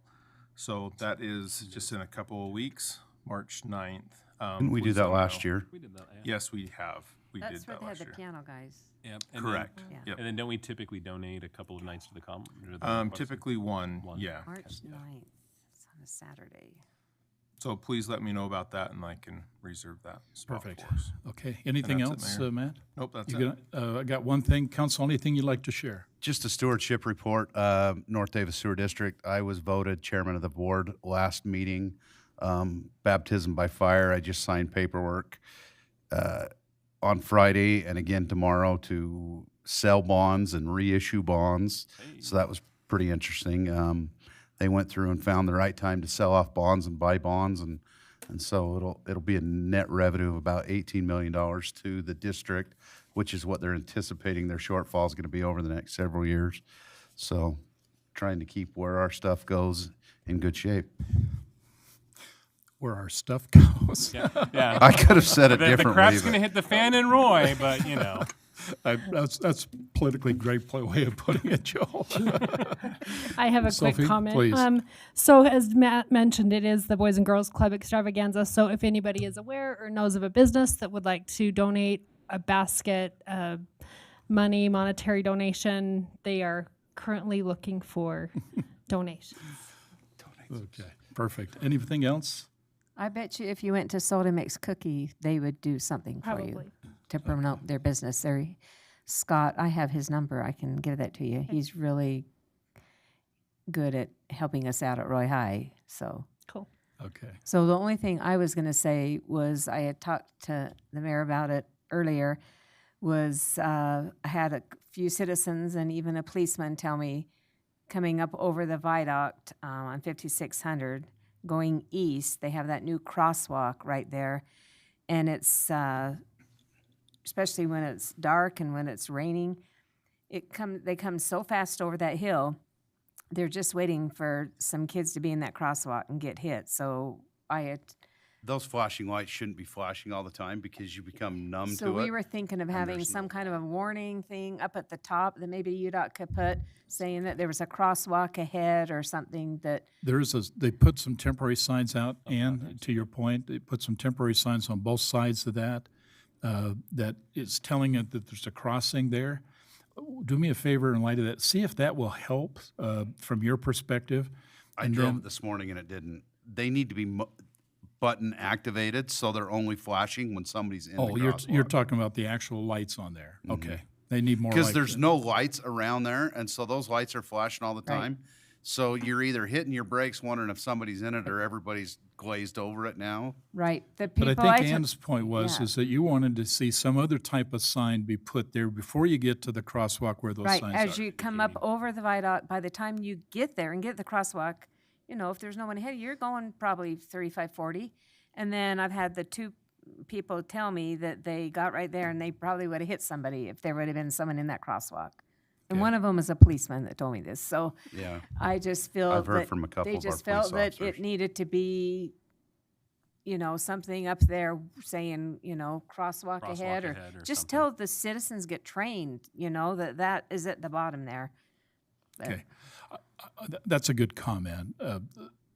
Let's sit down with Nancy, Matt, and Brody, and let's see if we can't flesh this one more time and see if there's an option. They did put some other signs up to help, but I think to Ann's point, they're still kind of down on that hill. They're not up on the top where they're coming up the crest. So maybe moving that or even add additional signs might be appropriate. So let's take that as an action from this, okay? Okay. Anything else, council? I got one thing. Nope. Oh, I've got something. Okay, go ahead. 5950. I've received 2 complaints that street is really dark. This would be between 2000 and 2200 West. But if anybody could look at that, I don't know how. They say they don't have a street light in the whole stretch, but I don't know. But anyway, just some concerned people. Okay, so street light and I'm gonna send you notes. Send me 5950 5950. between 2000 and 2200 West. Okay, perfect. We'll get that as an action to look at. Thank you. Council, one thing before we next move to the next step. Tomorrow morning, tomorrow 1 o'clock from 1 to 3, we've been invited to the statewide transportation improvement program. That is going to be held at the UDOT facility, Region 1 facility in Ogden. This is where the Utah Transportation Commission comes in, and in the course of that, they talk about priority projects. We've been working this issue. Brody, Matt, and I have been working this issue based on a conversation we had earlier. The issue was, what do we do at 3,500? I'm going to read to you the information we got from the UDOT director, Region 1 director. I'm just going to read it to you, draw your own conclusions. The question will be, is there any way we can accelerate 3,500 widening? His comment, thanks for reaching out, Mayor Dandoy. We have already fast-tracked this project and are hoping to advertise in 2026 with construction to take place in 26 and 27. The current plan for 3,500 is construction in 27 and 28. This is a 2-year early opportunity to get 3,500 widened. That's what we got. We'll follow that and keep that moving, but just be aware we are trying to get 3,500 working. Bottom line is going to come down to this. We'll stop the 5,600 project in 2026, and they will start up in 2026 to do the 3,500. From one to the other. Exactly. But they don't know if they're going to do the west or the east side, or Have to will go it through the vary off and assessment. on? That'll take place in 2025. So next year, they will do that assessment for right-of-way and determine that. We'll get the input on that, and that'll allow us to see which way they're going to go on either the west or the east side of 3,500. It's going to meander a little bit. Yeah, I it's think it gonna will have to. too. I think so too. We'll keep you posted on that. I think that's a pretty good news. Okay. A couple last things. I can't do an adjournment because we have to go into an RDA board, so what I'm going to ask of you be a motion to recess. I need a second. So moved. Give me a first. I have a motion to recess. Aye. So Joel? Second. Okay, Brian? Okay, all in favor? Aye. Any opposed? Okay, hearing none, we're recessing now to go into RDA board meeting. So we'll go ahead and go to that point. So pull up your packets on the RDA board meeting. If you'd like to have a couple of minutes to kind of re-gauge, please do that. Get a couple minutes, then we'll go into the RDA board meeting. Bye. Everybody's leaving. Don't want to stay for the rest of the.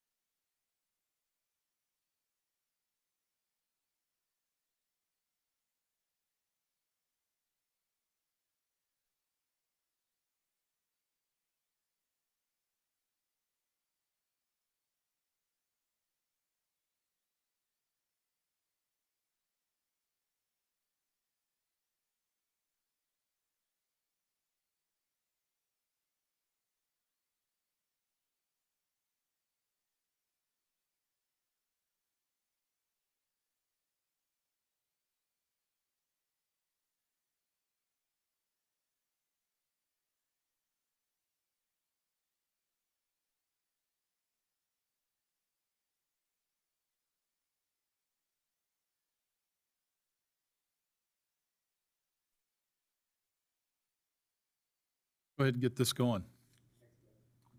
Okay, thanks. See you, Theron. Hey, thanks, Chief.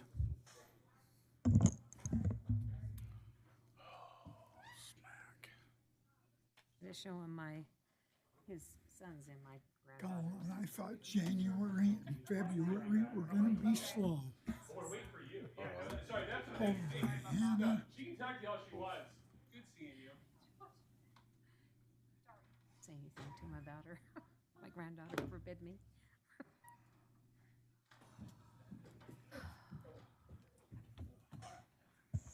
Okay, council, I just appreciate, board members. I just want to welcome you. Want to recognize that we do have, this is by way of the Roy City RDA Board meeting for February 20th. Time is now 8:32. Want to recognize we have Board Member Saxton, Board Member Sophie Paul, Board Member Jackson, Board Member Scadden, and Board Member Joe Paul. We do have one consent item. That's the approval of the December 5th, 2023 Roy City RDA Board meeting minutes. Do I have any comments or questions? Anything on those minutes? Motion to approve. Okay, Randy, give me a motion to approve. Joe, give me a second. All in favor? Aye. Any opposed? Okay, I heard none. Okay, thank you. We do have one action item. This is consideration of Resolution 24-1, adopting and amending a project area plan.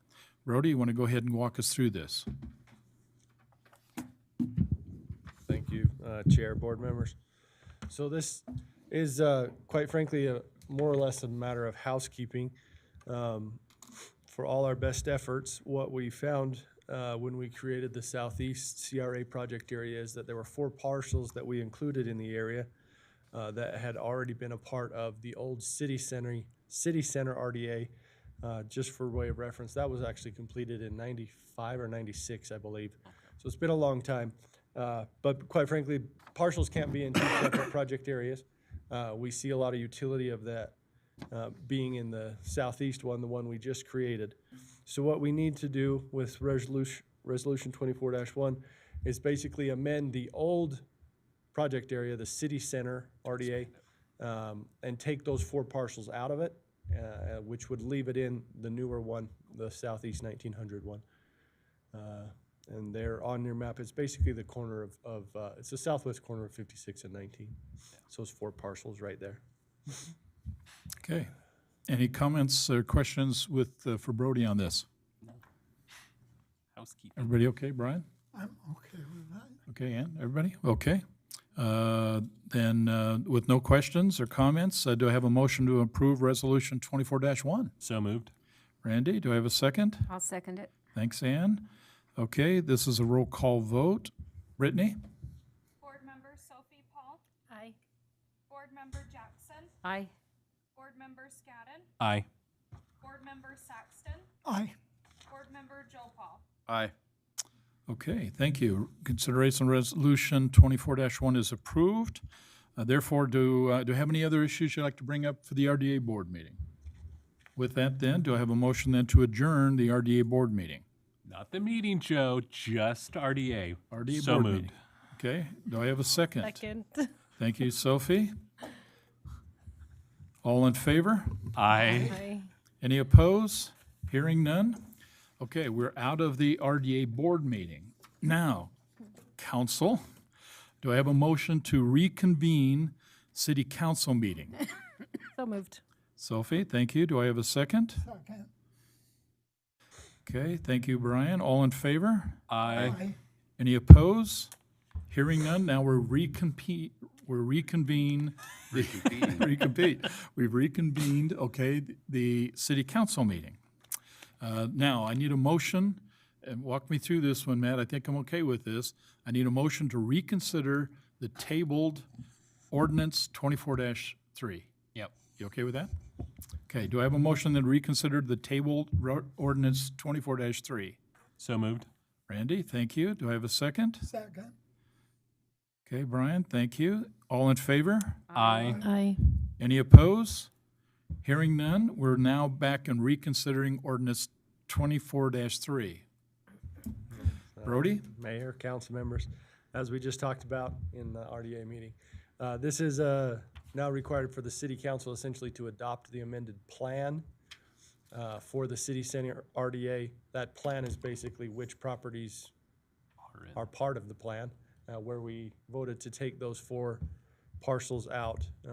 We need the city council to essentially ratify that decision and then move it from the council's plan as well, remove those 4 parcels. Okay, any other comments or questions relative to that? Now, help me with this. I do have one question, and Bernie Mike can help with this. The area in question looks like it's Woodbury's, part of Woodbury's property, then where the old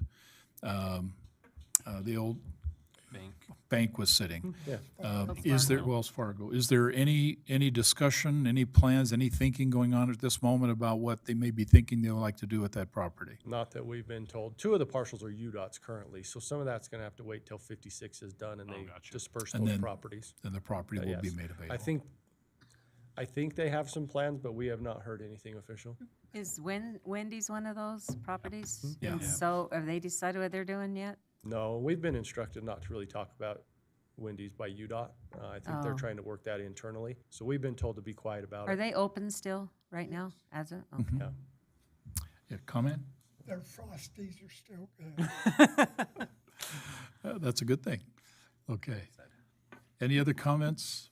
Okay, hearing none then. Really quick, does that ahead. include the coffee house and the Doesn't- dry it cleaner? doesn't It doesn't extend. go that far So down. Doesn't there's go a, that far there's down. a picture in your packet. Yeah. It's literally like 1, Just 2, those 3, 2 4. parcels. Just Well, those and the yeah. parking lot. You're up. Mhm. Yeah. Yes. Yeah, there It's is still, essentially- Sophie, to your point, there is we have seen drawings that suggest is that UDOT may have already, I'll verify that when I get back to the office, looked at the north end of that facility, where that coffee place is and that the old military recruitments are.